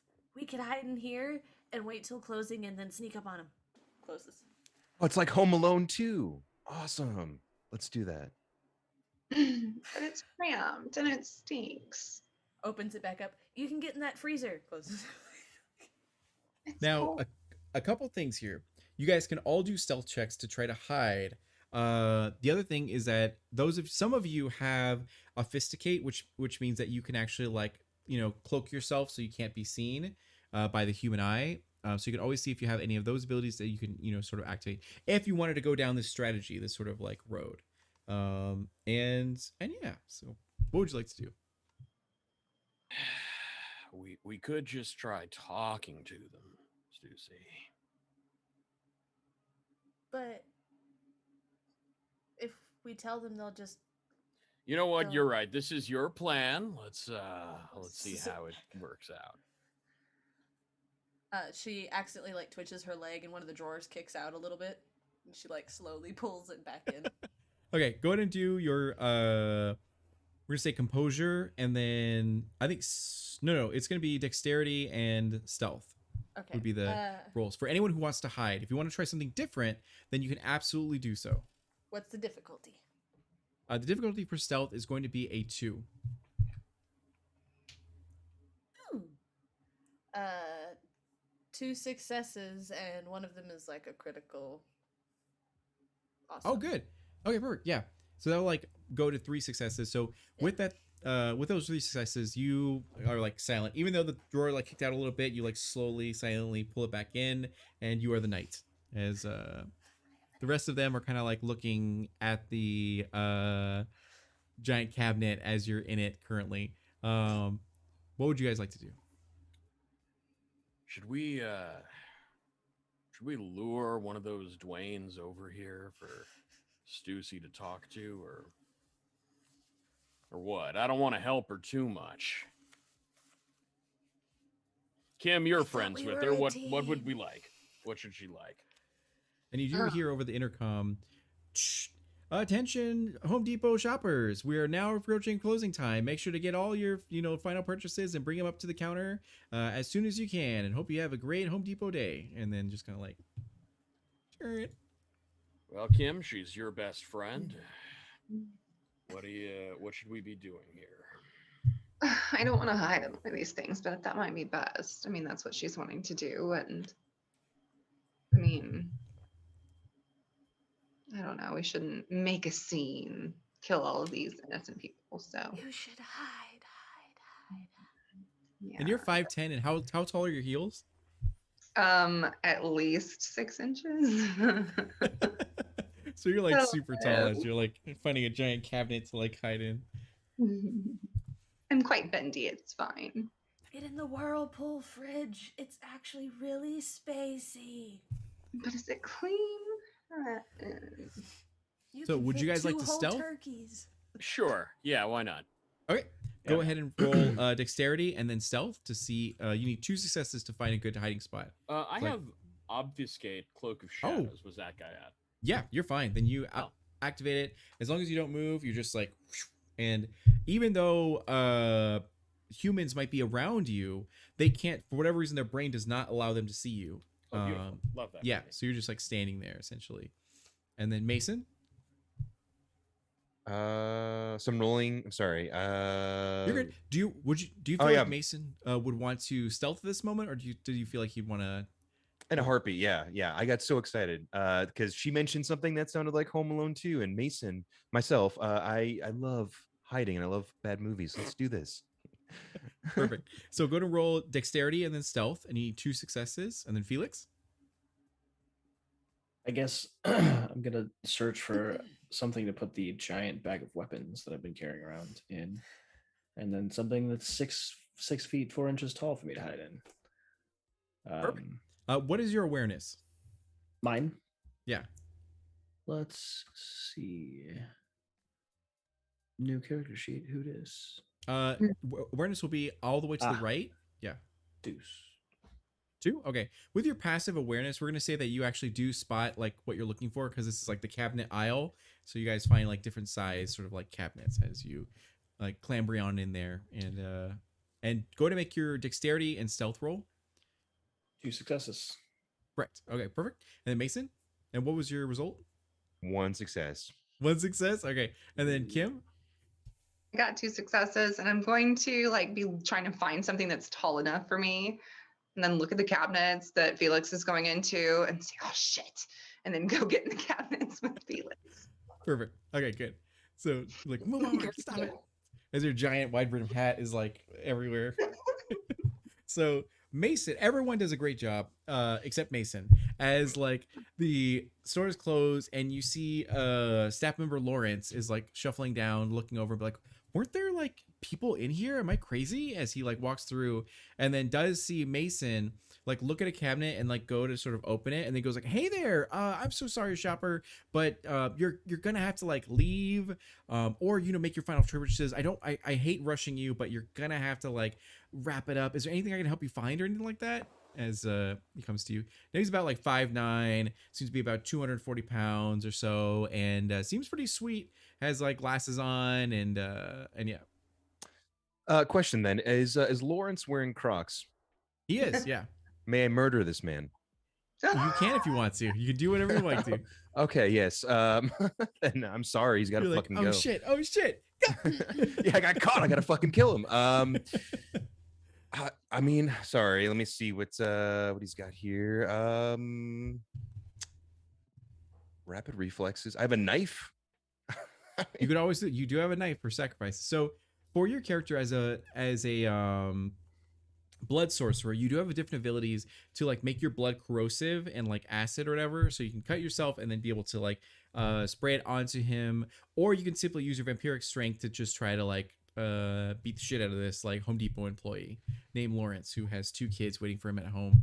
And Man, fuck Lawrence. So yeah. The danger of Crocs, children. Yes. dun, dun. Crocs and socks, the combo of doom. Exactly. Yeah, I'm just gonna go for brute strength on this one. I'm not gonna use corrosive. So Okay. I'm So what you're gonna do is you're gonna roll either we'll say dexterity for this one, because you're trying to act fast, and you can use melee if you want to use your knife along with that. So that'll be 3 dice for this one. And unfortunately, this Home Depot employee is not wearing his like Kevlar vest or like anti-knife, Crocs or anything. So he doesn't really have any defenses. So you're gonna need a 1 to succeed. I got a 2. You got a 2? Okay, perfect. So describe to me what you do to Lawrence, the Home Depot employee. So we're still obviously in the area with all the makeshift kitchens and such. So what I'm gonna do is I'm gonna look around, look him square in the eyes, look down at his Crocs, look him back in the eyes, smile, and stab him directly on the side of the throat. And then as he's dying in my arms and bleeding out all over the place, I'm going to stuff his body inside of a washing machine and close the lid. Okay, Bye, Lawrence. So, now this man is dying. If you want to, you can feed on him to get rid of your hunger completely, but it will require stain. Alternatively, now there is blood everywhere as you like stab him, you know? So there's a smear of blood leading up to the whirlpool washer. And yeah, so everyone my problem. else everyone else, you like peek through the door and be like, what is he doing? And you can clearly see him murdering a man, and you now feel like a little bit silly as like, yeah, maybe all of you feel fine, but then like Susie is like horrified by what she's saying. So what would you guys like to do? How would you respond to the situation as he's stuffing this whirlpool? What happened? I Washer. was texting. That's actually a better Mason. plan. Mason, did you do this? Yeah, That man. is He, my least favorite thing to do. Sorry. yeah, he was just in my way. You know, we have shit to do today. Mason, this know how is it goes. Stussy's mission. You do notice, and this is a part of the help for you guys. You do notice that as you're lifting Lawrence into this washer, he has a lower back tattoo that says "Necromancers for Life." As it's in Old English. Yeah. Pretty stylish tattoo. I'm actually really glad you killed him now. Me too. Tramp stamps. Yeah. So They're cool. They're really cool. Was this it? Was this the necromancer? Can we go home? I'm pretty sure there's more of them. You don't think these dad bod creature things are the necromancers, do you? I mean, Well, if they are, it's Stussy's problem. There are And you hear the hiccups coming sounds. from inside the cabinet. You do hear the sounds of squishing of other crocs approaching as as Oh my yeah, you hear someone else come by and he goes like, "Hey, shopper, I'm so sorry, but we're gonna ask you to have to leave." As he like stops suddenly and sees the trail of blood as you like maybe just close the washer and you simply seem like caught in this sort of act. Everyone else is still hiding in their perfect positions. Mason, how would you like to address the situation? How many of the Croc army are there? You spotted at least 9. as you- 9? You're like, all right, let's do this. Yeah, I'm gonna have to stab 9 people. Well, I think I need reinforcements at this point. I'm kind of doomed. So I think I'm just gonna turn back to them, kind of shrug to you guys, and then turn back to the Croc army. I guess I could use corrosive acid and start killing it. Okay, so This is a weird game, dude. I know, right? So good. So, you do have a flaw that is folkloric bane. You get damaged by silver and holy water. Okay, so it's not crosses. All right, so that works. So you're fine. So, this employee Marcus like stops, like dead stop, and looks to you, and he goes like, "Oh my god!" As he like freaks out and he runs as far and fast as he can, like away from you. As everyone's like, "What's going on?" And they're like, "There's murderers!" And like, "Oh, get the shit! We'll take care of them." As you hear them, a lot of squishing is happening around you guys. As yeah. can I use my rapid reflexes, like if he runs past our cabinet, to like punch through the cabinet door and grab him? Absolutely. So go ahead and do a well, you have rapid reflexes. Was there like 2 rolls that you had to do for, or like a combination for rapid reflexes? I don't remember. If not, then you could simply do like dexterity, and we're gonna say melee, brawl, athletics, whatever you feel most comfortable with. Let's see. Oh, gross. Rapid reflexes. It just says the vampire suffers no penalty to dodging gunfire. Okay, Oh. yeah. So yeah, we'll put it in there. So it originally was gonna be a 3 to like grab this Home Depot employee from the cabinet, but because you have rapid reflexes, I'll reduce it to a 1. So you can roll your dexterity and your melee or brawl or athletics to try and like snatch him. Okay, that's not good. Okay. Otherwise, you can retract your statement and do something else if you want to, if you feel like there's a better strategy. Yeah, no. I will not do that. Instead, I'll be like, Felix, get him. I'm sure you're better at it. Felix doesn't get him. Felix does not get him. He's like running past us, yeah.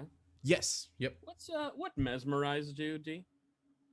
Mesmerize is I believe you have to. I think they can actually hear you and it works fine. But yeah. So going over, there should be a page number. What does it say for the page number on that? It's a 256. 256. I'm right there. Okay. So mesmerize. The vampire can issue complex commands to a victim as long as they have the subject's gaze and are relatively quiet, in which to issue the instructions. The instructions must be carried out immediately to the victim's best ability and must not contain any conditional actions. You know, if you see Henry, then give him the document, sort of thing. So it's going to require 1 rouse check. So what you're going to do, if you want to activate it, is you're going to roll, and you have to get a 6 or above. If you fail, it still happens, but you get another hunger because you're like tapping into your blood to make it work. Yeah, Sure. So first, go ahead. You know what? I'm gonna do that. I'm gonna stop little Marcus in his tracks, just appear, and I'm gonna try and do a mesmerize on him. Perfect. So first, do the rouse check. So go and roll the d10, and 6 and higher, you're good. Lower, you take 1 more hunger, but It's a success. Success, good. All right. Success. So now you're gonna roll either your manipulation plus dominate or intelligence plus resolve, whichever. Oh no, sorry, manipulate plus dominate for you, and then he has to roll intelligence resolve. Cool. We're dominate. There it is. Okay, so that is 6 dice. Oh, it's 6 successes. Oh no, okay. So I'm gonna use a reroll because that was bad for me. So using 1 reroll, do I just reroll 1 of them, or? That's fine. Yeah. Otherwise, you can. You have, I think, 3 rerolls, so you can choose. You know, up to 3. Yeah. Okay. Well, I'm gonna reroll 2. Okay, cool. That is 3 success. 3 6. Okay. He got no successes because he's Hell terrified. Yeah. Love that he's for like, me. Yeah, he's like, oh my god, there's someone with a knife, and he turns and looks straight into your dreamy eyes. And what would you like to tell him to do? Marcus, is it? We're looking for some other people. One of your friend here tripped and fell into the washer, and he showed off a pretty cool tattoo. Anyone else here have that tattoo? Could you show us to them? And he just looks to you like eyes wide. He's like, yes, master. As he pulls off his pants, and on his butt cheeks it says like necromancers for life. And he goes, we're all a part of the cults. Praise be. As he just kind of like looks very dazed. As you hear the sounds of squishing from other people. Now, Mason, you spot them first. As there's like 3 other employees that are like what's going on? Was that? I think that was like Marcus's voice. As they're about 60 feet away, but haven't quite been here yet. Susie? As soon as one runs in front of my cabinet, I will kick one of the drawers out and at them at their knee. They're fucking hard. Okay, so we'll hold on to that. So Yes, just so you know, the moment they come across my cabinet, they're taking a knee and a porcelain knob. Just so Baron, you still have control over Marcus. Is there any other commands that you'd like him to do? Marcus, why don't you tell all your friends here about how your associate here tripped and fell into the washing machine? And then he kind of looks back and goes like, yes, master, as he turns around and begins to like walk awkwardly over to his other employees or co-workers. Tristan or Felix?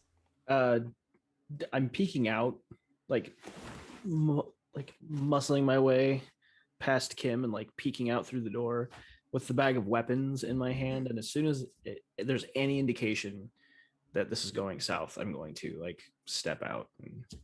The Wreck shit. term south needs to be like, because there's So- blood dripping from the washer, and Yep, anyways. that's just like hashtag vampire stuff. yeah, I'll let you determine when you want to pop out, and then Okay. that way you can like act and all that kind of stuff. So Marcus heads over to his coworkers and he's like, everything's completely fine, guys. Nothing's wrong here. And like, are you sure, Marcus? Because we heard some stuff. Maybe we should just go check it out. He's like, no, everything's completely fine. And Mason, do you want to hide at this point, or do you just want to like, ah, shit? I just honestly, I don't see the point. We already killed one of these fuckers, so I'm here for murder. I mean, that's my whole MO as the bodyguard. I'm here to protect the Baron and kill. Perfect. Okay, Mason, so this is Stussie's mission. We should let her handle it however she sees fit. Right, Stussie?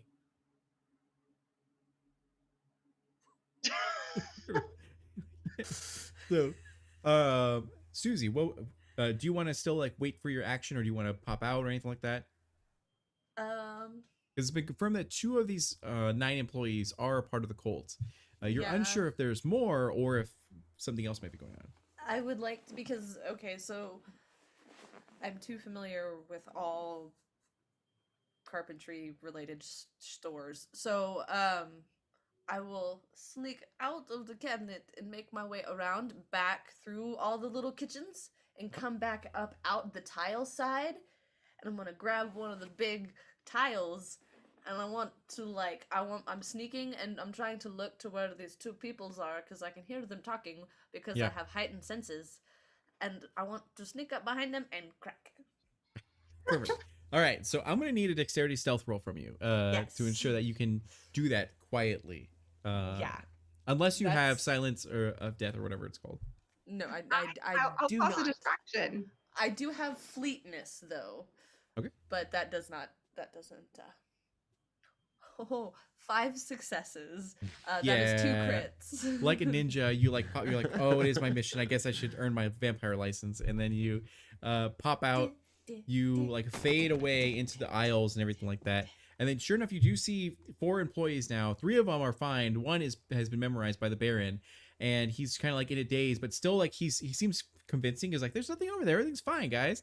As he's sweaty, and you see that he's kind of like stressed out a bit.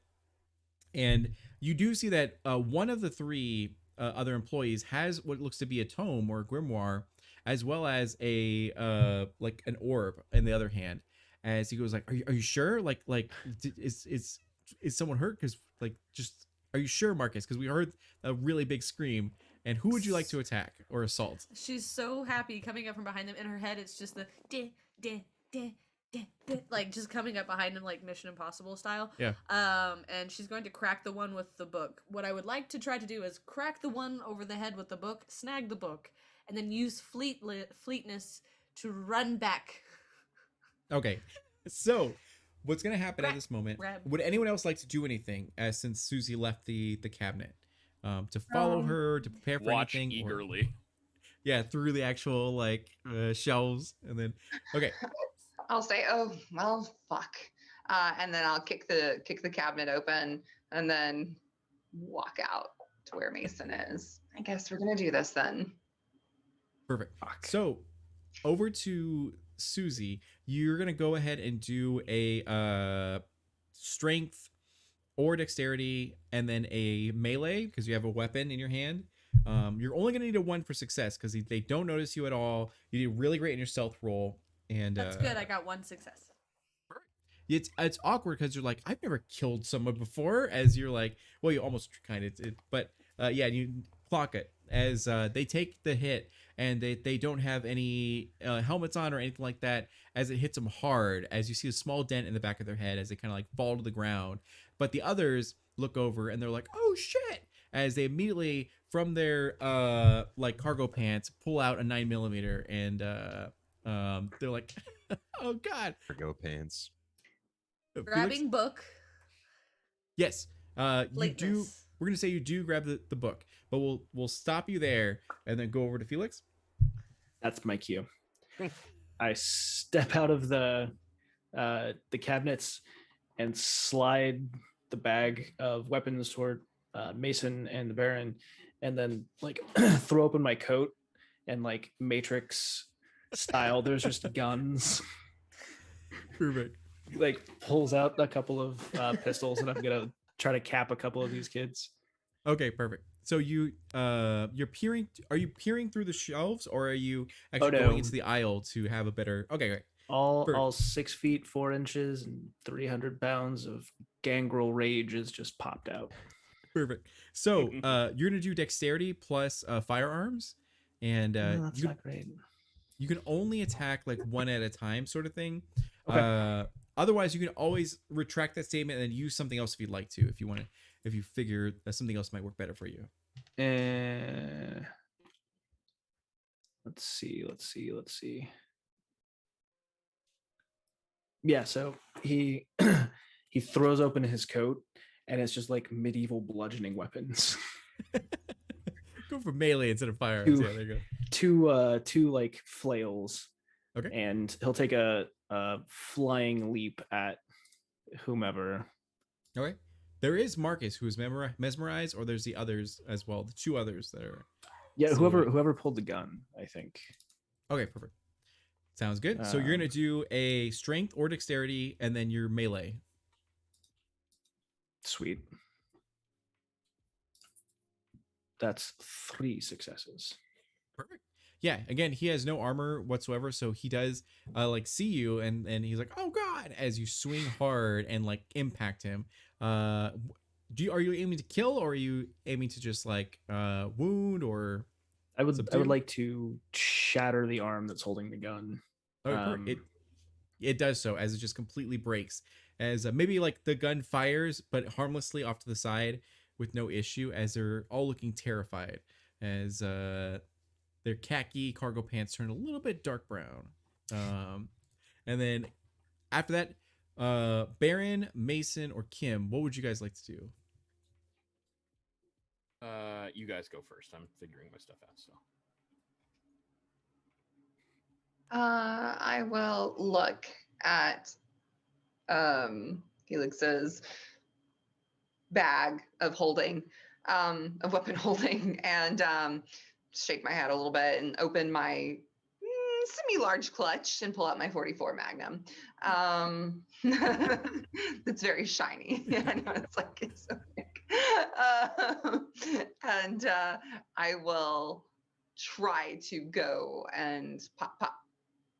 Fire. Perfect. Do you have heightened senses? Or does anyone else other than Susie? No. Okay. Just rapid reflexes. So, Susie, you do know that from the garden section, the doors are opening, and you do hear the sounds of other like employees are clambering sort of out as they're hearing the sounds of like death rattles and all that kind of stuff going on. So, Kim, go ahead and do dexterity and firearms. Okay. And firearms. Difficulty doesn't matter. It's gonna be a 1 since they're not wearing any sort of armor. Okay.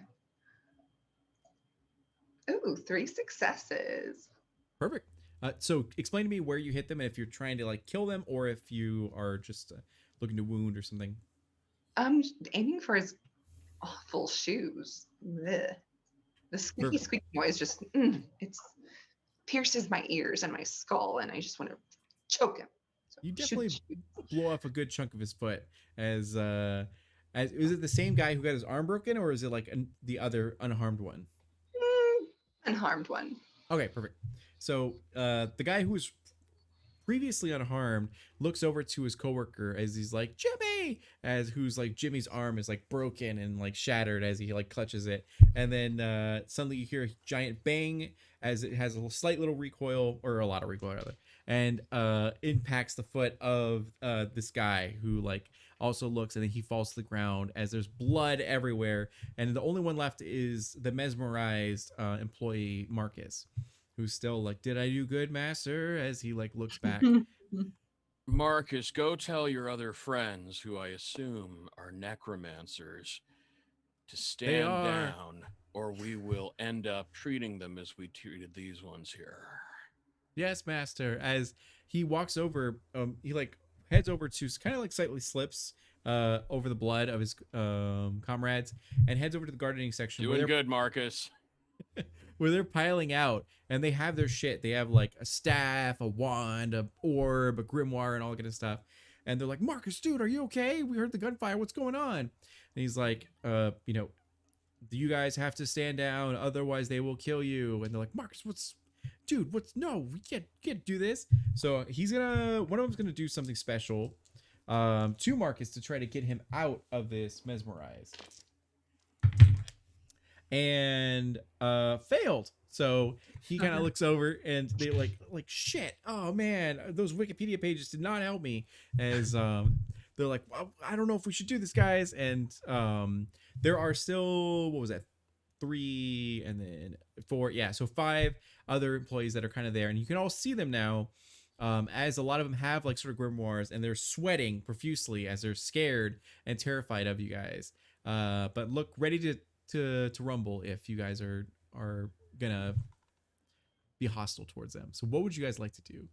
Have the book, and I just turn, you know, if you guys don't want to die like your little dented friend here, then you'll stand down and serve our Baron. All right. She does that. I will walk up behind her and use my, what is it called? Feral weapons. Okay. So I just kind of like walk up, making eye contact with the necromancers as my whole forearm and hand like enlarges, and these big claws come out of like Talons both come out. hands. Yeah. Perfect. Nicely done, Felix. So they're like, okay. So first off, Susie, go ahead and do either charisma, manipulation, and then do intimidation, or if you have anything special, you can do that as well. But go and see how effective you are at trying to intimidate these necromancers. I should really start using skills I have points in. One success. You're doing great. You're doing though. fine. One success. Okay. Can I have advantage since there's a big gangrel guy standing by me? You have rerolls. Oh yeah, I available. would like to reroll one. Sure. You have up to 3, I believe. We're From gonna try chat. that again. Okay. Okay, that's much better.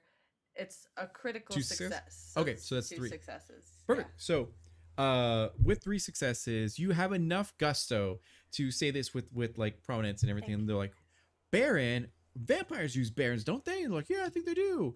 And then they're like, oh shit, it's vampires. And then they kind of like talk a little bit as they like huddle up, and then they like poke their head out. You're like, all right, listen, you already hurt some of our guys, and we know you're vampires, and we got some anti-vampire spells here, so you gotta better watch yourself. But what would happen if we parlayed and talked about this? As they kind of like huddle behind each other. There seems to be no clear leader here, but Well, like leans You'll over live. to Felix. What would we do with them? Yeah. If they don't try to fight us, Yeah, like what is the thing? we'll let them what live. can we- But is that it? That doesn't sound like enough incentive. If you're 30 seconds away from being torn apart by a gangrel, it's plenty. We might have dental benefits. as you look over to the Baron, like, can you do it? And then they're like, oh shit, dental? I don't think Home Depot gives dental. And then they're like, how is your 401k? Immortality. So they're like, oh shit, that's pretty good. So they're really thinking of it. So they are going to need a little bit more convincing in order for them to fully be sold on this idea to like totally stand down. But for now, they seem pretty stern, as one of them has the courage to step forward and goes like, listen, this is our turf, you vampires. You have no right to like be here. We don't mess with your people or do anything like that. So you guys should just leave us alone or else. And Sorry, there's blood stuck in my throat from your friend. Can't. Can I use? Don't I have things? My awe to like persuade them to come to the dark side or be tricked into the dark side. So, you activate your awe. Now, does Mhm. your awe cost anything, or is it free? It's free. Oh, perfect. That makes it easy. So, what you're gonna do Oh is yeah. do manipulation plus presence, Okay. and then they're gonna have to roll for composure plus intelligence, and their intelligence is not high. They can bring people back from the Ooh. dead, but Exactly. Wait, how many? What's the difficulty? The difficulty for this is going to be 2 because you're using awe. It would normally be 3. Okay. I will change that. I love my Crocs. It's so good. It's funny. 3 Felix must die. successes. 3 successes? Okay, perfect. So you activate your awe as you step forward in all your grace and majesty and everything like that. And what would you like to say to convince him to like stand down? Listen, I know it must be hard wearing those and working here. What we can offer you is something more fabulous, a lot more fashionable, and a lot less this. So So I think we can make a deal.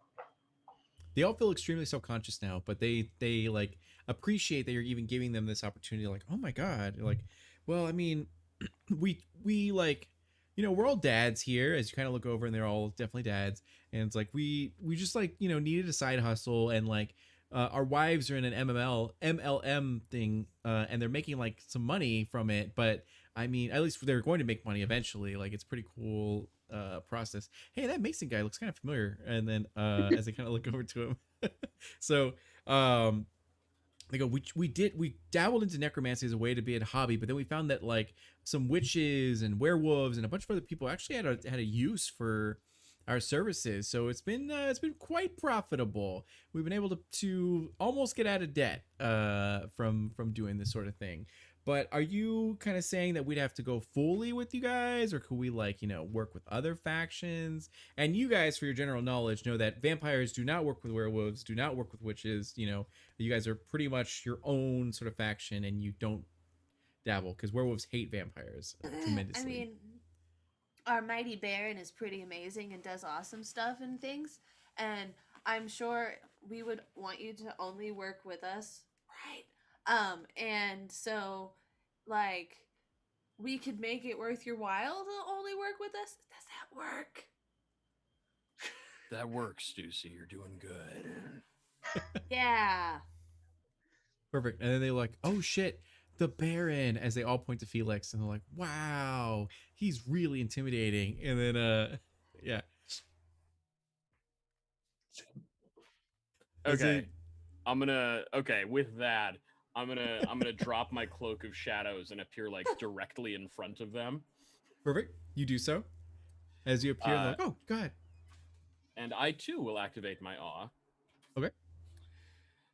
And be like, gentlemen, my young associate here has offered you a deal that would be very, very wise to accept. You can work with us, work for me, or you might trip and fall into a Whirlpool washing machine over on aisle 20. They're like, oh shit, as they look over and they see like they look at everyone and be like, Lawrence? As Lawrence does not move from his washer, rest in place. And so you'll need to do a manipulation plus presence. And once again, they'll do composure and intelligence. Which they do not have a lot of. Presence.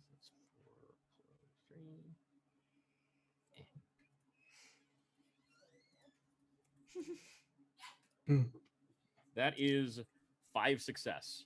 5 says, oh yeah, you dominate this conversation. As they all look to you in awe, as they're like, whoa, and Marcus is kind of like, told you guys, he's awesome. He's the best person ever. As they're like, well, you know what, I think we can work with you. That'd be pretty cool, And we could just tell their wives and husbands that like they've had a work accident. Weird things happen at Home Depot all the time. And they're like, yeah. So they're like, you got it, Baron. What was your name? Baron Johnny Calhoun, and you let Lawrence's family know that there'll be a spicy new Escalante waiting in the driveway for them.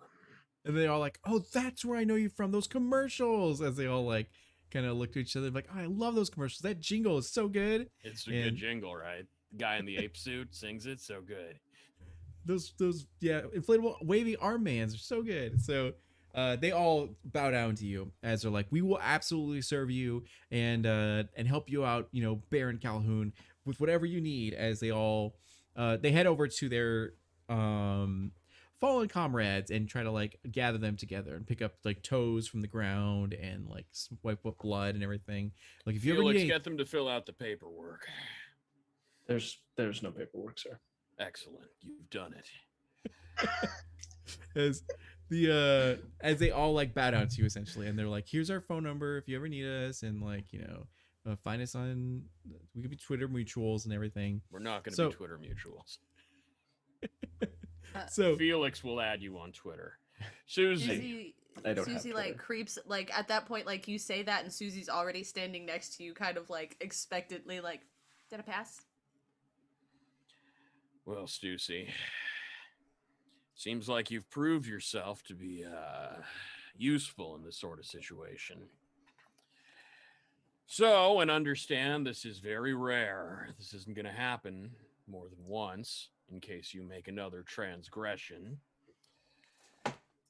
Sounds like we might be able to okay your vampire license and let this slide. You're not going to die, Stussy. Not today. perfect. Technically, she died yesterday, but Die again. A bunch more. Fire Right. type. right. So Felix, you do know that she has to take a photo in order for it to appear on her vampire license. If you want to, do you want to warn her that a photo is coming, or do you just want to take it? Yep. Perfect. So you wait like until she's mid sneeze, and like, yeah, exactly. And then the photo is like taken, and sure enough, that's the photo that's going to be used for her vampire license. And as you guys clear everything up, get everything sorted, you walk out from here, and head back into the Hyundai Sonata, and just pile in as Taylor Swift is playing in all its fury. Swift What is would my you guys? jam. We're gonna say All that nodding. Yeah, like hell yeah, yeah. Swifties. Susan and Kim, you are sitting next to each other in the back seat, right in the high of actually surviving and getting you approved for your vampire license. And would you guys like to say or do anything at this moment? Kim? Mm? Kim, Mhm. thanks. Oh, no problem. And welcome to the family. The family. I like to say that. Like I was saying earlier with your work, I mean, you do have potential, and I could show you a thing or two.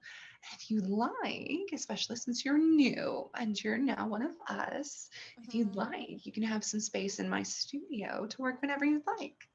And then we can hang out, and talk, and I can show you a few things, a few tricks, and Yes, please. perfect. There's like that is absolutely what she's doing. She's just sitting there, kind of like the Baron can feel her feet kicking a little bit. She's like excited, like. Mason, you are covered in the blood of your like latest victim. What would you be doing at this moment? Would you be like reading a comic book, or would you be looking through grimoire of necromancy or anything like that? So first off, I'm gonna clean off Lawrence's blood off my blade. I think, gotta take care of your metalware. Yeah. But yeah, I'm definitely at this point just sitting here, and I'm just kicking back, listening to T Swift, man. I'm having a great time, great time with everyone. Perfect. As you're like manipulating the blood in the back seat and all that kind of stuff. So good. And then what about you guys, Felix and Baron? You did good out there, Felix. You have your quit. choice of cars and the lot. I quit, sir. We'll see about that, Felix. This is the fourth time you tried to quit, but it just doesn't seem to take. No. Funny guy, Felix. Let's sing along to the song, shall we? Perfect. And then good. So what happens is that you do receive a your vampire license, and it has the worst photo that could ever be taken of you. And you can definitely tell the Home Depot is at the background and all that kind of stuff. Felix? I waited until she like blew a raspberry again. So the picture is just her going, Oh, her blowing a raspberry. Yeah, perfect. It's very on point for like her personality and everything.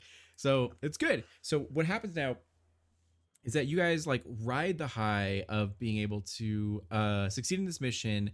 The Princess of Arizona congratulates the Baron on a successful like relationships, establish a relationship with these necromancers because it helps you guys and your power in the region.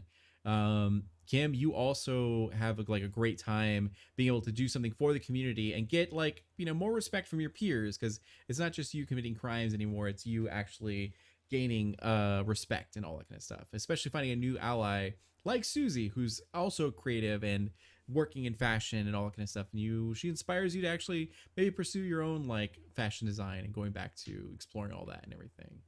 And Mason, you also studied some new stuff. You found some new necromancy spells to use on your soccer moms and all that kind of stuff. And it's like it's pretty amazing as you go back to your cult and you find some new things. And maybe the necromancers are part of that cult now, as their most of their wives are already in it anyway. So it's like be pretty good. And then yeah, so it's good stuff. So perfect. So at the end of this episode, Susie, you wrap up and you're like, I think I finally have a good handle on everything. Like things are going really well. And you find that there's an event called First Fridays that's coming up, which and you love, as all these street vendors and everyone gets together and then sells their wares. And you absolutely want to attend this event. And that will be like the next episode leading into it. So I want to thank you guys all for being here, like not only to the cast for playing in this and everything. This was our episode for Phoenix by Night, and as it was chaotic and wild and silly in all these sort of different ways. So let's go ahead and one by one like let everyone know where they can find you and how amazing you are and everything, starting with our like main actor, Taryn Hackett. Hey everybody, Taryn Hackett, also known as Valrook, and you can catch me on the Instagram at Valrook, TTRPG streamer, dice maker, all around creative, dungeon master, all of those things. If you want to follow my dice efforts, you can follow me at UO_dice on Instagram. I do have a Ko-fi, so you can support me there as well. It's Umbral Oculus Dice. Do the thing. Make sure you enter Vamp into the chat. That's also a thing. Tomorrow I will be streaming on Casual Campbell's Twitch, doing Forge of Fate, which is our Volcania TTRPG steampunk, where I play a cat mutant because I can't have enough cats. And then Monday, every Monday on the initiative order, we will be playing Vault, our Fallout TTRPG, my dudes. And then keep an eye out on my Instagram for upcoming projects because there are a couple coming up in August. So Yeah. do the thing. That's so good. And the winner of the actual giveaway was Brianna Flam. So our homie who I have her address and I This will is so send you good. things. Oh, perfect. Okay, that works out. That's good. Very good. And then going over Bonus. to Stiletto Assassin, the bestest overseer. Aw, thanks. Yeah, my name is April Hill. Sorry, I don't know my name anymore. My name is April Hill. You can find me at stiletto_assassin on Instagram and stiletto DM on Twitter. And yeah, tomorrow I am playing Volcania, Forge of Fate. With Taryn, we are like besties, and tomorrow's actually gonna be a fun episode because it's all Abrabasums. So there's 3 Abrabasums, and so we are all basically mutants, and so that's gonna be fun. And then yeah, Monday, every Monday on the initiative order at 6:30 p.m. Pacific, I run some of my friends through the Wasteland, a Fallout TTRPG set in the Texas Commonwealth in 2177, and I absolutely love it. And build terrain for it, and we have minis, and have lots of fun. So yeah, go check it out. Perfect. And then going over to Matt from the Final Boys. Yeah, I'm half of the Final Boys, like I was saying earlier, and we are a horror podcast that specialize in falling in love with bad, shitty movies that make you smile. So, if you're interested in listening to us, you can find us on all podcast platforms and on social media. At the Final Boys. So we're just dudes that love bad movies. That's pretty much what I do. Nice. And then +1 Crafting, aka Tristan.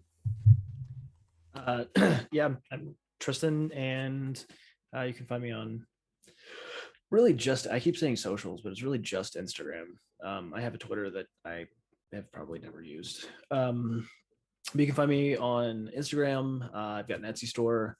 I build custom tabletop terrain. Um, that's it started out as a way for me to like have an excuse to paint things, and it's a good time. But I am gonna start posting hopefully in the next 2 months, 3 months, some tutorial stuff, possibly streaming some tutorial stuff. Just keep an eye out for that. Nice. That's so cool. And then Jesse, could you please tell us about how amazing you are? I mean, I can try. Hey, everybody. I've been Jesse Anokalia. Thank you so much for tuning in, of course. I don't know. Hit me up on the socials at JNokalia on all things, even Twitch. Don't use it. Don't expect me to. Yeah, watch The Dragon Prince on Netflix. Check out Chromatic Gamut. That's really cool. And I don't know. I announce projects as I am able to talk about them. So keep an eye out for that. Nice. So good. And then my name is D'Angelo Murillo. I organize a lot of events in the community to help with like diversity and inclusion and help get tabletop RPG performers paid, as well as raising money for charity. And I am so excited about this project, Phoenix by Night, because it brings a lot of different people who I know and I love together to be able to perform and have just a good time being a vampire and everything. So it's like really, really fun. So you can catch our next episode next week on Saturday, and make sure to follow everyone here on their social medias. And thank you again for being here. We really appreciate you, and we hope you have a good night. We'll see you later. Bye.